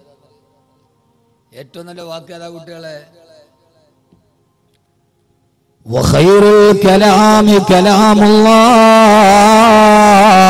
ഏറ്റവും നല്ല വാക്ക് അല്ലാഹുവിന്റെ കലാമായ ഖുർആനാണ്. ഏറ്റവും നല്ല വാക്ക് ഖുർആനാണ്. റസൂലുള്ളാഹി സ്വല്ലല്ലാഹു അലൈഹി വസല്ലം പറഞ്ഞു, ഒരാൾക്ക് ഈ കാലത്ത് നന്നാവണമെന്ന് ആഗ്രഹമുണ്ടെങ്കിൽ ഒന്ന് മരണത്തെ ഓർമ്മിക്കുക, രണ്ട് തിലാവത്തുൽ ഖുർആൻ, ഖുർആൻ പാരായണം ചെയ്യുക. എന്ത് ചെയ്യുക? ഖുർആൻ പാരായണം ചെയ്യുക. ജീവിതത്തിൽ ഒരാൾക്ക് ചെയ്യാൻ ഹൃദയത്തിൽ മരണത്തെ ഉറപ്പിക്കുക, എന്നിട്ട് ഖുർആൻ പാരായണം ചെയ്യാൻ നിന്റെ ഹൃദയം സ്ഫടിക സമാനമാകും. നിന്റെ ഹൃദയത്തിന്റെ അഴുക്കുകൾ മാറിക്കിട്ടും. അള്ളാഹുവിന്റെ ഖുർആൻ, ആ ഖുർആൻ പരമാവധി ഖുർആൻ ഓതാൻ നിങ്ങൾ തീരുമാനിക്കുക.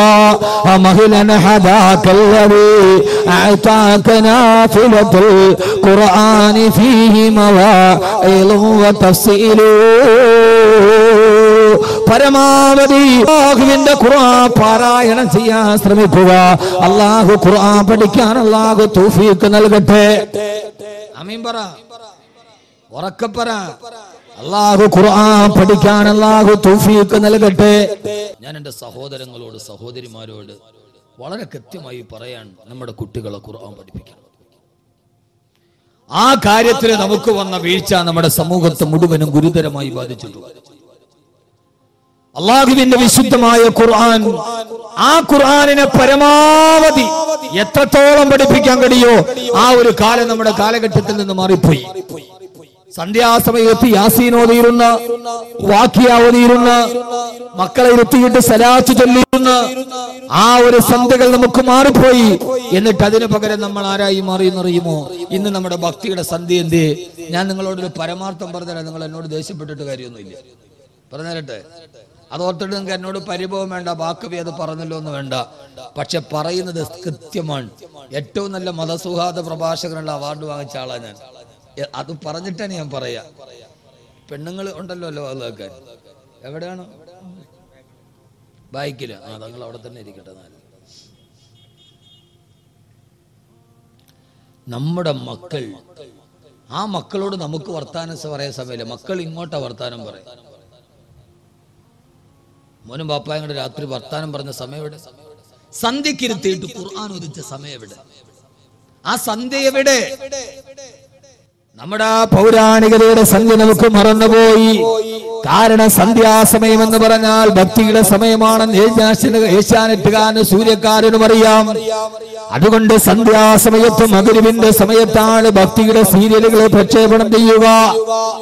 ശ്രീ ഗുരുവായൂരപ്പൻ, ശ്രീ ശബരിമല അയ്യപ്പൻ, ഈ സീരിയലുകൾക്ക് സമയം ഏതാ സമയം? ഗുരുവായൂരപ്പന് ശബരിമല അയ്യപ്പനോടൊക്കെയുള്ള ഭക്തിയുടെ സീരിയൽ ഏഷ്യാനെറ്റും സൂര്യൻ വിടുന്ന ഏത് ടൈമിലാ നിങ്ങൾക്ക് അറിഞ്ഞൂടാ? നിങ്ങളിതൊന്നും നോക്കാത്ത മുത്തക്കീങ്ങളാണ് പിന്നെ നിങ്ങൾ ഉടലോടെ സ്വർഗത്തിൽ പോണ ആളുകൾ. നിങ്ങളിതൊന്നും അറിയാത്ത ഇത്രയും വലിയ മുത്തക്കീങ്ങളായിട്ടിരുന്ന നിങ്ങളോട് ആരോടാ പറയാ?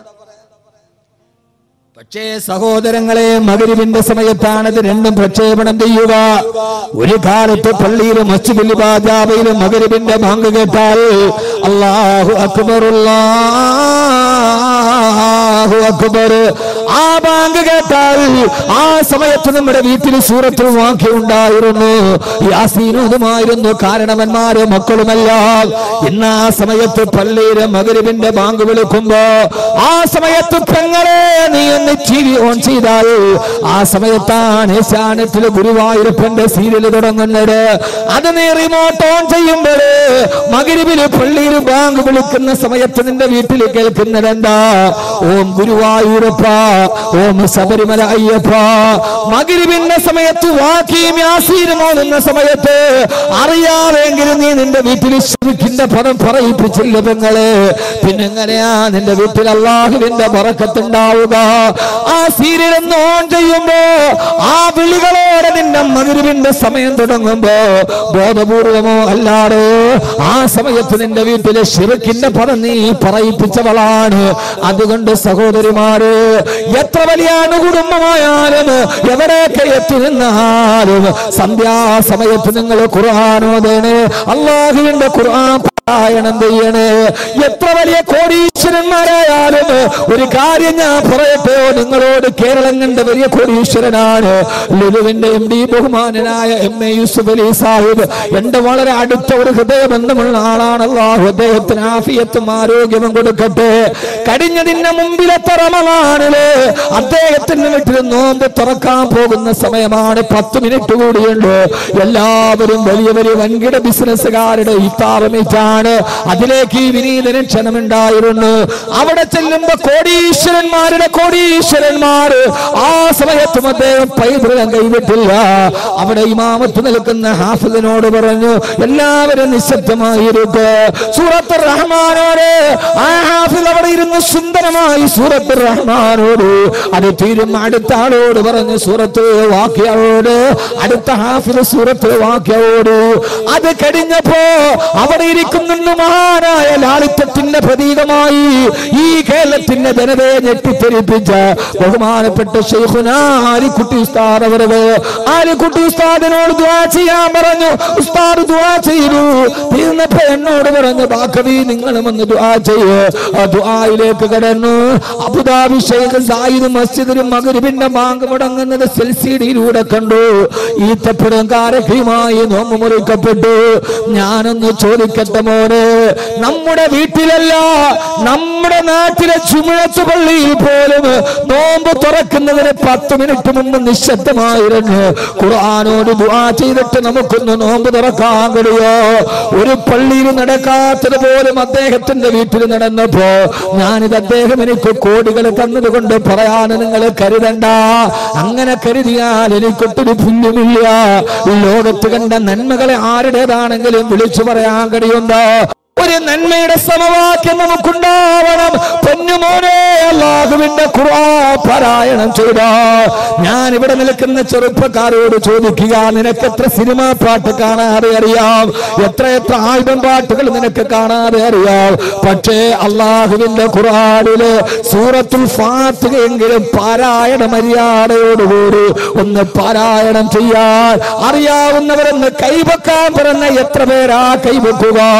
യഥാർത്ഥത്തിൽ ഖുർആൻ നമ്മുടെ ഗ്രന്ഥമല്ലേ? നാളെ മുമ്പ് ഈ ഖുർആൻ നമുക്കെതിരെ പരാതി നൽകയില്ല. അല്ലാഹുവേ, وقال الرسول يا رب إن قوم اتخذوا هذا القرآن مهجورا. നാളെ പരലോകത്ത് ഞാനും നിങ്ങൾ നിൽക്കുമ്പോ ഖുർആൻ അല്ലാഹുവിനോട് പറയും, അല്ലാഹുവേ ഇന്ന ഖൗമി ഇത്തഖദു ഹാദൽ ഖുർആന മഹ്ജൂറാ. ഈ സമൂഹം എന്നൊരു പഴയ ഗ്രന്ഥമായി കെട്ടുകഥയാക്കി വലിച്ചെറിഞ്ഞു അല്ലാഹുവേ എന്ന് നിന്റെ അലമാരകളിൽ നീ വെച്ചിരിക്കുന്ന ഖുർആനില് കത്തിക്കാളുന്ന നരകത്തിന്റെ മുമ്പിൽ വെച്ച് നിനക്കെതിരെ സാക്ഷി പറയുമെന്ന് അല്ലാഹുവിന്റെ വിശുദ്ധ ഖുർആൻ. അതുകൊണ്ട് എന്റെ സഹോദരങ്ങളോട് സഹോദരിമാരോട് ഒരേ ഒരു കാര്യം ഞാൻ പറയട്ടെ, അല്ലാഹുവിന്റെ ഖുർആനിനെ പരിചയപ്പെടുക, ഈ ഖുർആന്റെ വഴിയിലൂടെ നടക്കുക. എന്നെ കേൾക്കാനെത്തിയവരോട് വെറുതെ സമയം കളയാനല്ല, ഒരു പ്രധാനപ്പെട്ട തുടക്കം ഇന്ന് ഇവിടെ നിന്നുണ്ടാവണേ. ആദരവായ പ്രവാചകൻ നബി മുഹമ്മദ് മുസ്തഫ, പോരാ ഹബീബായ നബി മുഹമ്മദ് മുസ്തഫ, താജ്ദാരെ മദീന നബി മുഹമ്മദ് മുസ്തഫ. कभी ये बुलंदी है कूहे सफा है, कभी ये तजल्ली तारे गिरा है, कभी ये बुलंदी है कूहे सफा है, कभी ये तजल्ली तारे गिरा है. താരഹിറായി വിരിച്ചിരുന്ന ലോകത്തിന്റെ വെളിച്ചമായി കടന്നു വന്ന ജിബ്രാൾട്ടർ കടലിടുക്കുകൾ കടന്നിട്ട് സൂയസ് കനാലിന്റെ മുകളിലൂടെ ഒരു കാലഘട്ടത്തിൽ ഞണ്ടുപെറുക്കി നടന്ന യൂറോപ്യന്മാര് ലോകത്തിന്റെ ഏറ്റവും വലിയ അക്ഷരജ്ഞാന കവാടത്തിന്റെ കവാടത്തിലേക്കാണ് ഈച്ച അള്ളാഹുവിന്റെ വിശുദ്ധ ഖുർആൻ. മഹാനായ റസൂലുള്ളാഹി സ്വല്ലല്ലാഹു അലൈഹി വസല്ലമയുടെ അടുത്ത് മഹാനായ ജിബ്രീൽ അലൈഹിസ്സലാത്തു വസ്സലാം ഇരിക്കുമ്പോ അവിടേക്കാണ് മഹാനായ അബൂദർ ഗിഫാർ റളിയല്ലാഹു തആല കടന്നു വരുന്നത്.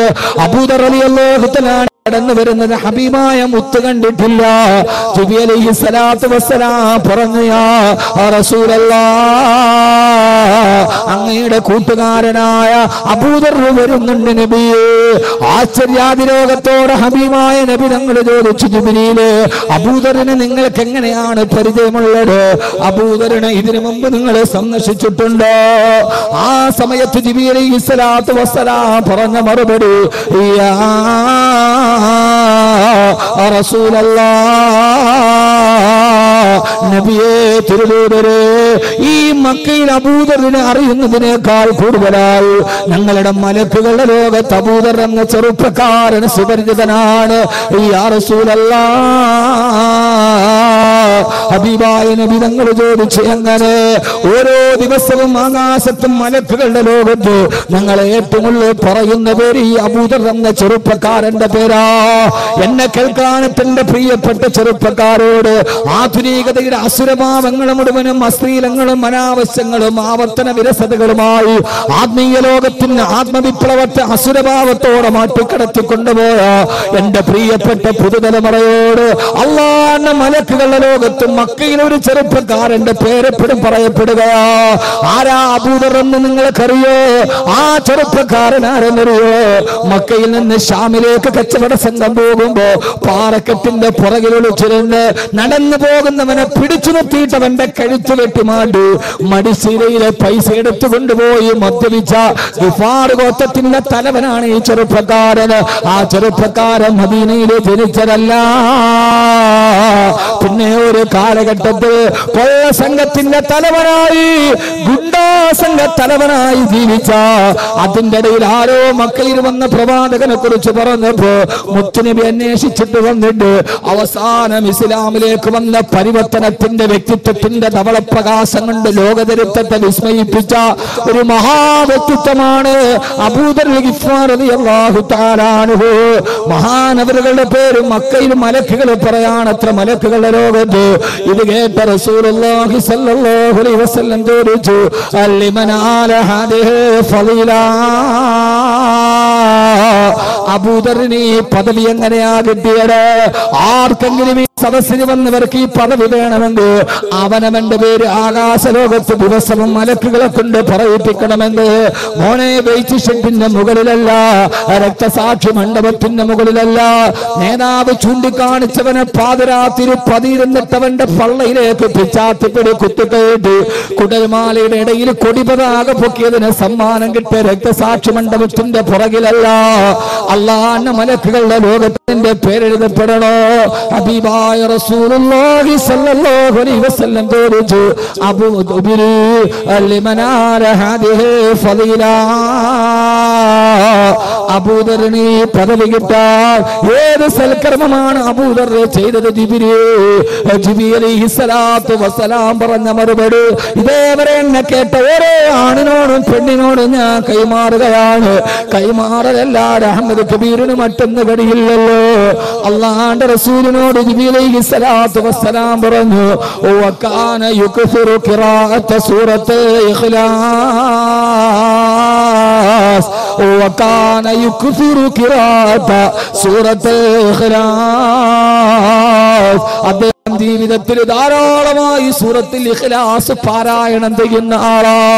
ഖുൽ ഹുവല്ലാഹു അഹദ് അല്ലാഹുസ് സമദ് ലം യലിദ് വലം യൂലദ് വലം യകുൽ ലഹു കുഫുവൻ അഹദ്. ഖുർആൻ ഓതാത്തത് എന്തെന്ന് ചോദിച്ചു നിങ്ങളെ ഞാൻ പേടിപ്പിക്കുകയല്ല. നിങ്ങൾക്ക് ഏതൊരാൾക്കും ഓതാൻ കഴിയുന്ന, നിങ്ങളുടെ ഹൃദയത്തിന് മാറ്റമുണ്ടാക്കി തരുന്ന, നിങ്ങളുടെ പാപമംഗലമായ ഹൃദയത്തെ വജ്രസമാന സ്ഫടികമാക്കി സ്ഫുടം ചെയ്ത് സ്ഫടികമാക്കി തരുന്ന ആ ഖുർആൻ നിങ്ങൾക്ക് എന്തേ പാരായണം ചെയ്തുകൂടാ? ഞാൻ പറയുന്നത് സൂറത്തുൽ ബഖറ ഓതുന്നതിന്റെ പ്രതിഫലമല്ല, സൂറത്തുൽ മാഇദ ഓതുന്നതിന്റെ പ്രതിഫലമല്ല. ദിവസവും നിനക്കോരാൻ കഴിയുന്ന പെങ്ങളെ മുട്ടമടിക്കുമ്പോ, മക്കളെ സ്കൂളിൽ വിടാൻ ഡ്രസ് ഒരുക്കി കൊടുക്കുമ്പോ, മിക്സിയിൽ അരച്ചുകൊണ്ടിരിക്കുമ്പോ, അടുക്കളയിൽ ജോലി ചെയ്യുമ്പോ നിന്റെ ചുണ്ടുകൊണ്ട് ഖുൽ ഹുവല്ലാഹു അഹദ് അല്ലാഹുസ് സമദ് ലം യലിദ് വലം യൂലദ് വലം യകുൽ ലഹു കുഫുവൻ അഹദ് ഈ സൂറത്ത് ഓതിയാൽ നിന്റെ പേര് സ്വർഗ്ഗലോകത്തും മലക്കുകളുടെ ലോകത്ത് എന്നും പറയപ്പെടുമെന്ന് ഹബീബായ നബിയുനാ റസൂലുള്ളാഹ് സ്വല്ലല്ലാഹു അലൈഹി വസല്ലം. എന്താ ചെയ്തൂടെ? ഞാൻ വെറുതെ മാനസിക പരിവർത്തനം ഉണ്ടാക്കാൻ ഖുർആൻ ഓതിയാ മതി എന്ന് പറയല്ല. അവൻ ഒരു കസേരയും എടുത്ത മതി, ഓതിയാ മതി എന്ന് പറയല്ല. ഇവിടെ പറഞ്ഞു തരികയല്ല. ഇത് കേൾക്കാമെന്ന് ഏതൊരു കുട്ടിക്ക് ഓതാൻ പറ്റും. ഇനി അറിയില്ലെങ്കിൽ അവന് എളുപ്പത്തിൽ പഠിക്കാൻ കഴിയും. ഖുർആൻ പഠിക്കണം. അള്ളാഹു തൗഫീഖ് നൽകട്ടെ. ആമീൻ പറ. ഞാൻ ആമീൻ കേട്ടിട്ടെങ്ങാനും പഠിക്കാൻ തോന്നിയാലും ഓർത്തിട്ട് അള്ളാഹു പഠിക്കാൻ തൗഫീഖ് നൽകട്ടെ. ഖുർആൻ ഒരു അത്ഭുതമാണ്. ഖുർആനെ കുറിച്ച് പ്രസംഗിച്ചാൽ തിരുവച്ച പിന്നെ പറയാൻ പറ്റും. എല്ലാം നമ്മളെ പഠിപ്പിച്ചത് ഖുർആനാണ്. എഴുതാൻ മാത്രമല്ല വായിക്കാനും എണ്ണാനും നമ്മളെ പഠിപ്പിച്ചത് ഖുർആനാണ്. എൻ്റെ കുട്ടികളോട് ഞാൻ പറയാം, ഖുർആൻ നിങ്ങൾ പഠിക്കണം. എണ്ണാൻ പഠിപ്പിച്ചത് ഖുർആനാണ്. 1 2 3 4 5 6 7 8 9 10 11 12 ഇങ്ങനെ ആദ്യമായിട്ട് നമുക്ക് എണ്ണൽ സംഖ്യ പഠിപ്പിച്ചാരാ? ഇത് മരിക്കുമ്പോൾ ഓതാനുള്ള ഗ്രന്ഥം മാത്രമല്ല. സമയമില്ല. 1 2 3 4 5 6 എണ്ണാൻ പഠിപ്പിച്ചാരാ? ആരാ സമയം? അംഗൻവാടി പോയപ്പോ ടീച്ചർ അല്ലേ? അങ്ങനെയല്ലേ? അല്ലെ LKG-യിലും. അപ്പൊ ഇന്നിപ്പോ LKG UKG ഇല്ല. അന്ന് 1 മുതൽ 10 വരെ. നമ്മുടെയൊക്കെ കാലത്ത് LKG ഇല്ല, UKG ഇല്ല, +1 ഇല്ല, +2 ഇല്ല. 1 മുതൽ 10 വരെ. 10 കഴിഞ്ഞാൽ പിന്നെ PDC പരമദരിദ്രവാസി കോഴ്സ്.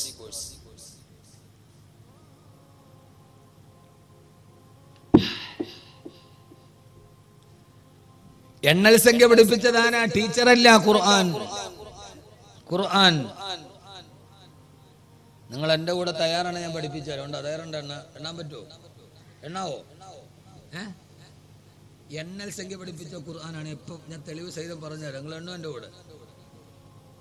അറബി അറിയാവോ? എന്നൊന്ന് എണ്ണ. അറബിയിൽ 1 മുതൽ 10 വരെ ഒന്ന് എണ്ണാര്. ഒന്നോ പടച്ചവൻ വരാൻ. ഇതൊന്നും അവിടെ തട്ടുകടയായിരുന്നു. അൽഹംദുലില്ലാ, മാഷാ അല്ലാഹ്. പഠിക്കും. 1 മുതൽ 10 വരെ പഠിപ്പിച്ച ആരാ കുട്ടി? LKG ടീച്ചർ അല്ല. فدعوا إلى طعام واحد فأرسلنا إليهم 2 سيقولون 3 فخذ 4 من الطير سيقولون 5 الله الذي خلق السماوات والأرض وما بينهما في 6 أيام الذي خلق 7 سماوات طباقا 8 أزواج وكان في المدينة 9 رهط تلك 10 كاملة إن عدة الشهور عند الله 12 شهرا إني رأيت 11 كوكبا إن عدة الشهور عند الله 12 شهرا. ഞാനിപ്പോ ഓതിയത് 12 ആയത്താണ്, ഒരായത്തല്ല. ഖുർആനിലെ 12 ഭാഗത്തുനിന്ന് 12 ആയത്താണ് ഓതിയത്, 1 മുതൽ 12 വരെ. ഖുർആൻ പഠിക്കു കുട്ടികളെ. നിങ്ങളിത് മരിക്കുമ്പോ തലയ്ക്കുമ്പോ തോതാ മൊയ്ലിയാർക്കും മുക്രിക്കും കൈമടക്ക് കിട്ടാനുള്ള ഗ്രന്ഥമാണെന്ന് കരുതി മൊയ്ലിയാരെ മുക്രിയുടെ കൈമടക്ക് നോക്കിയിട്ട് നിങ്ങൾ പേടിക്കേണ്ട കാര്യമൊന്നുമില്ല. ഇത് മുക്രിക്കാക്കും മൊയ്ലിയാർക്കും കൈമടക്ക് കിട്ടാൻ മുസ്ലിയാരുടെ അത്ര പ്രസംഗമല്ല. ഇനി മൊയ്ലിയാർക്കും മുക്രിക്കാക്കും കൈമടക്കോത്തിട്ട് നിങ്ങൾ ആരും ബേജാറാവേണ്ട കാര്യമില്ല. കാരണം ലോകത്തിലെ വലിയ കോടീശ്വരന്മാര് കടക്കണി വന്ന് ആത്മഹത്യ ചെയ്തിട്ടുണ്ട്. ലോകത്തിലെ ഏറ്റവും ചെറിയ ശമ്പളത്തിൽ ജോലി ചെയ്യുന്ന മുക്രിക്കാക്ക ഇന്ന് വരെ കടക്കണി വന്ന് ആത്മഹത്യ ചെയ്ത ചരിത്രം കേട്ടിട്ടില്ല. ഉണ്ടോ? പറയും ലോകത്തിലെ വലിയ കോടീശ്വരന്മാര് കടം വന്നിട്ട് ആത്മഹത്യ ചെയ്തിട്ടുണ്ട്. ലോകത്തിലെ ഏറ്റവും ചെറിയ ശമ്പളം ആരാ? മുക്രിക്കാക്കയുടെ ശമ്പളം ക്ലോസറ്റിലെ വെള്ളം ഒരേപോലെ ആ മുക്രിക്കാക്ക ഇതേവരെ കടക്കണി വന്നിട്ട് ആത്മഹത്യ ചെയ്ത കഥ കേട്ടിട്ടുണ്ട്. അപ്പൊ അതോർത്തിട്ട് ആരും ബേജാറാവേണ്ട, അത് അല്ലാഹ് വഴിക്കൊക്കെ നടത്തിക്കോളൂ. പക്ഷേ ഇത് ഖുർആൻ എന്ന ശാസ്ത്ര ഗ്രന്ഥത്തെ പഠിക്കണം. നിങ്ങൾ എന്റെ കൂടെ فدعوا إلى طعام واحد 1 സൂറത്തുൽ ബഖറ فأرسلنا إليهم 2 സൂറത്ത് യാസീൻ 2 سيقولون 3 സൂറത്തുൽ കഹ്ഫ് فخذ 4 من الطير 4 സൂറത്ത് ആല ഇമ്രാൻ سيقولون 5 5 സൂറത്തുൽ കഹ്ഫ് الذي خلق السماوات والأرض وما بينهما في 6 أيام 6 സൂറത്തുൽ മുഅ്മിൻ الذي خلق 7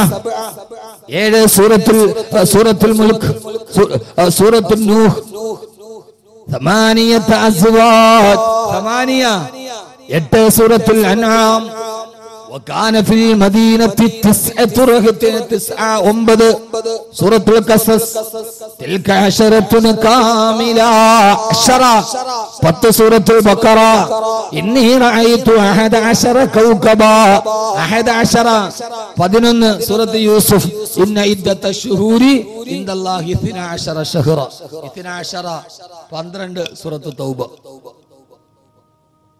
2 മണിക്കൂറിലേക്ക് ഞാൻ പറഞ്ഞുതരാം ഖുർആൻ എന്തൊക്കെ പഠിപ്പിച്ചിട്ടുണ്ടെന്ന്. അതുകൊണ്ട് ഖുർആൻ ഓതണം. ഇത് ലോകത്തിലെ പ്രപഞ്ചത്തിന്റെ ആമുഖ പുസ്തകമാണ്. ഇത് ശാസ്ത്രലോകത്തിന് വിരൽ ചൂണ്ടിക്കൊടുത്ത ഖുർആനാണ്. ഗതാഗത നിയമം, ഞാൻ മണക്കാട് നിൽക്കുമ്പോഴാണെന്ന് എനിക്ക് തോന്നുന്നത്, ഖുർആനും ഗതാഗത നിയമം ഒരു 7 വെള്ളിയാഴ്ച പുസ്തകമുള്ളൂ. ഖുർആനും ട്രാഫിക് നിയമം. നിങ്ങൾ ഹൈവേയുടെ അടുത്ത് താമസിക്കണല്ലേ? ഞാൻ ഇങ്ങോട്ട് വന്നപ്പോൾ ഒരു ബൈക്ക്, ഒരു പൾസറിന്റെ 220 ആണെന്ന് തോന്നുന്നു, അതിന്റെ മുകളിൽ ഒരുത്തിരുന്നിട്ട് ഈ വെടിയുണ്ട വെരി ഗുഡ് പോണ പോലെ പോകണം. ഞാൻ ഒരുത്ത എൻ്റെ വണ്ടിയുമേ വന്ന് കയറി. അവ ഈ വെടി കൊണ്ട ഇരിക്കണ കുളത്തിന് മുകളിൽ തവള ഇരിക്കണ ഇങ്ങനെ ഇരിക്കും. ആ സൈലൻസർ ഫ്ലൂട്ട് കട്ട് ചെയ്തിട്ട് ഒരു അന്തം വിട്ട സൗണ്ട്. ലോകത്താദ്യമായി സ്പീഡ് ലിമിറ്റ് സൂക്ഷിക്കണം എന്ന് പറഞ്ഞ ഗ്രന്ഥം ഖുർആനാണ്. അറിയോ? 40 എന്ന് സൈൻ ബോർഡിൽ എഴുതിയ 40 പോകാവൂ എന്ന് ട്രാഫിക് നിയമം ആദ്യം പഠിപ്പിച്ചത് ഖുർആനാണ്. സൈലൻസറിന്റെ ഫ്ലൂട്ട് കട്ട് ചെയ്തിട്ട് ഈ രീതിയിൽ നിങ്ങൾ ശബ്ദമലിനീകരണമെന്നായി ബൈക്ക് വായിക്കരുത്. എന്ന് 1400 വർഷം മുമ്പ് ജിബ്രീൽ ഓതി പറയുകയാണ്. ഇതൊന്നും മുഹമ്മദ് കബീർ പച്ച കിതാബ് നോക്കിയിട്ട് ഗൂഗിളിൽ സെർച്ച് ചെയ്തിട്ട് പറയുന്നതല്ല. വഖ്സിദ് ഫീ മശീക, നിന്റെ ഗതാഗതത്തിൽ നീ മിതത്വം പാലിക്കണേ. ഏതാണോ സ്പീഡ്, ആ സ്പീഡിന് മുകളിലേക്ക് പോകാൻ പാടില്ല. വഗ്ളുദ് മിൻ സൗതിക, ഗതാഗതത്തിൽ അരോചകമായ ശബ്ദമുണ്ടാക്കാൻ പാടില്ല.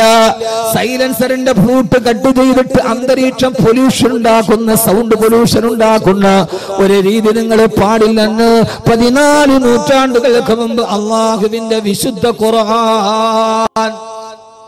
എന്തിനേറെ നിനക്കൊരു വാഹനമുണ്ട്, ആ വാഹനം പൊടി പിടിച്ച് അഴുക്ക് പിടിച്ച് വാഹനം ഓടിക്കരുത്. വാഹനം കൃത്യമായി കഴുകി വൃത്തിയാക്കിയിട്ട് ഓടിക്കണേന്ന് ലോകത്ത് പറഞ്ഞ ഒരേ ഒരു ഗ്രന്ഥമുണ്ടെങ്കിൽ അതെന്റെ റബ്ബിന്റെ ഗ്രന്ഥമാണ്. വൽ ഖൈല വൽ ബിഗാല വൽ ഹമീറ ലിതർകബൂഹാ വസീനാ, കുതിരയെയും ഒട്ടകത്തെയും നിങ്ങൾക്ക് ഞാൻ തന്നത് ലിതർകബൂഹാ, നിങ്ങൾക്ക് യാത്ര ചെയ്യാനും, വസീനത്തിന് നിങ്ങൾക്ക് അലങ്കാരമായിട്ടാണ്. അതുകൊണ്ട് അലങ്കാര വസ്തു പൊടി പിടിക്കാൻ പാടില്ല. പാടുണ്ടോ എന്ന് ലോകത്തോട് പറഞ്ഞ ഗ്രന്ഥമാണ് ഖുർആൻ.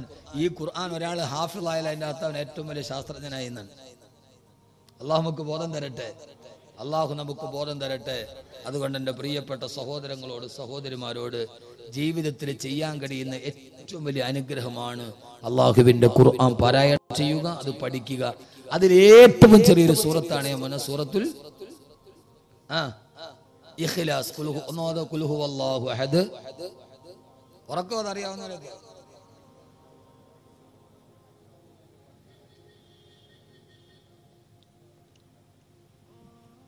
ഒരു പ്രതിഫലവും കൂടെ ഞാൻ പറഞ്ഞുതരാം, അതിനെ അവസാനിപ്പിക്കുക. 1, ഖുർആൻ ഓതിയാൽ നിന്റെ ഹൃദയം നന്നാവും. 2, നിന്റെ പേര് അള്ളാഹുവിന്റെ മലക്കുകളുടെ ലോകത്ത് ജീവിതകാലത്ത് പറയാൻ കഴിയും.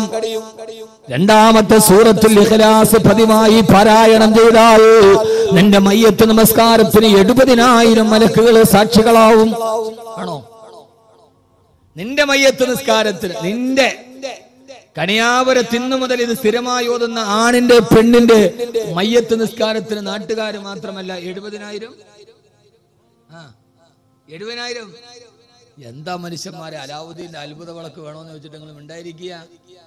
ഇതിനൊന്നും നിങ്ങൾ 1 കോടി രൂപയൊന്നും കൊടുക്കണ്ട, കോടികളുടെ ഷെയറൊന്നും എടുക്കണ്ട, കോടികളുടെ പള്ളിയൊന്നും ഉണ്ടാക്കണ്ട.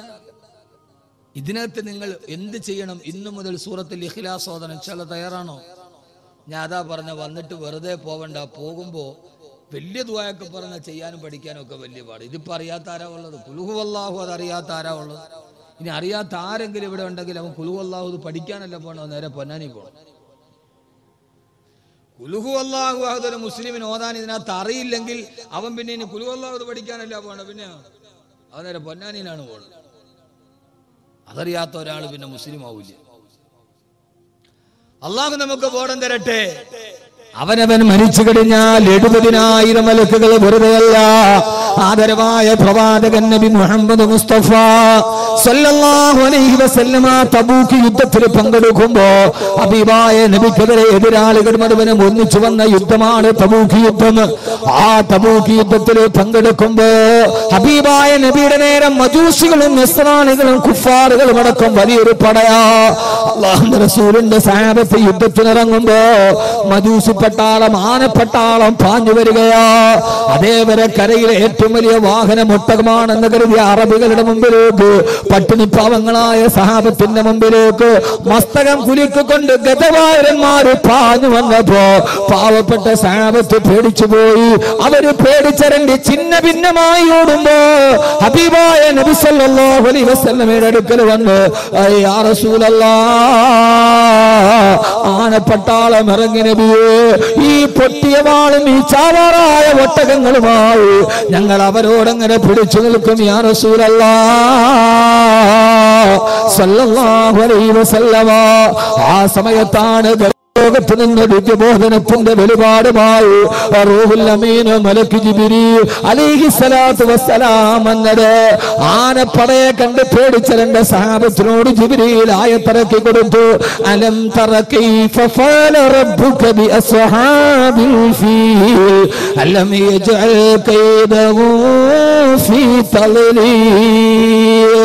وارسل عليهم طيرا أبابيل ترميهم بحجارة من سجيل فجعلهم كعصف مأكول.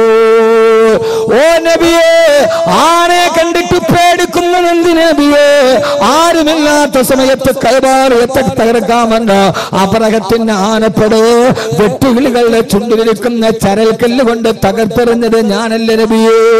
ആനപ്പട്ടാളം വെട്ടുകിളിയുടെ മുമ്പിൽ പരാജയപ്പെട്ടിട്ട് ഓടിയപ്പോ മക്കയിലെ കുട്ടികൾ ആനപ്പട്ടാളത്തെ കളിയാക്കിയത് ഓർമ്മയില്ല നബിയേ. ഐനല്ലിലാഹു വല്ലിലാഹു താലിബൂ والأرنم المغلوب ليس الغالب. അടയ്ക്കാ കുരുവികൾ വന്ന് കല്ലെറിഞ്ഞപ്പോ ഭീമാകാരമായ ആനപ്പട്ടാളം മക്കയിലൂടെ ചെതറിയോടുന്നത് കണ്ടപ്പോ അന്നത്തെ തെരുവ് കുട്ടികൾ ആനപ്പട്ടാളക്കാരെ നോക്കിയിട്ട് കളിയാക്കി പാടിയ പാരടിപ്പാട്ടാണിത്. ഐനല്ലിലാഹു വല്ലിലാഹു താരിബൂ വല്ലറനമുൽ മഗ്ലൂബു ലൈസൽ ഗാലിബു. മുറിമൂക്കൻ രാജാവ് തോട്ടോടിയല്ലോ. അർണമെന്ന് പറഞ്ഞാൽ മുറിമൂക്കൻ, മുറിമൂക്കൻ രാജാവ് ഓടിപ്പോകുന്നല്ലോ എന്ന് പാടുന്ന രീതിയിൽ അവരെ തകർത്തില്ല നബിയെ. എന്തിനാണങ്ങ് വിഷമിക്കുന്നതെന്ന് ചോദിച്ചപ്പോ ഹബീബായ നബിക്ക് സന്തോഷമായി. ജിബ്രീൽ അലൈഹിസ്സലാത്തു വസ്സലാം ആയത്തോടിയിട്ട് പറഞ്ഞു, യാ റസൂലല്ലാഹ്, എന്റെ കൂടെ 70,000 മലക്കുകൾ വന്നിട്ടുണ്ട് നബിയെ.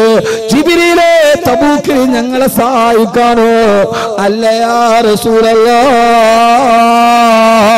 എന്റെ കൂടെ 70,000 മലക്കുകൾ വന്നത് മക്കയിൽ മാത്ത മുആവിയത്ത് ബിൻ മുആവിയ, മുആവിയത്ത് ബിൻ മുആവിയ എന്ന് പേരുള്ള ഒരു ചെറുപ്പക്കാരനായ സഹാബി മക്കയിൽ വഫാത്തായി നബിയെ. ആ സഹാബിയുടെ മയ്യത്ത് നിസ്കാരത്തിൽ പങ്കെടുക്കാനാണ് 70,000 മലക്കുകൾ എന്റെ കൂടെ വന്നത്. അല്ലാഹുവിന്റെ റസൂൽ അത്ഭുതപ്പെട്ടു നിൽക്കുമ്പോ മുത്തുനബിയെ, മക്കയിൽ മരിച്ച മുആവിയുടെ മയ്യത്ത് തബൂക്കിൽ നിന്നുണ്ട്, അങ്ങേക്ക് നിസ്കരിക്കണോ നബിയെ?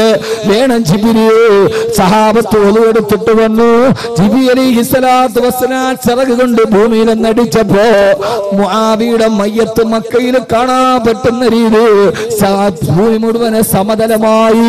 അവിടെ നിന്നുകൊണ്ട് മക്കയിൽ കിടക്കുന്ന മുആവിയത്ത് ബിൻ മുആവിയ എന്ന സഹാബിയുടെ മയ്യത്ത് നേരിട്ട് കണ്ട് ഹബീബായ നബി തങ്ങളെ സഹാബത്തും മയ്യത്ത് നിസ്കാരം നിർവഹിച്ചു.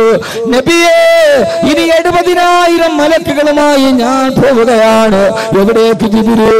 മുആവിയത്ത് ബിൻ മുആവിയുടെ മയ്യത്ത് നിസ്കാരത്തിൽ പങ്കെടുക്കാൻ തിരുനൂബരെ.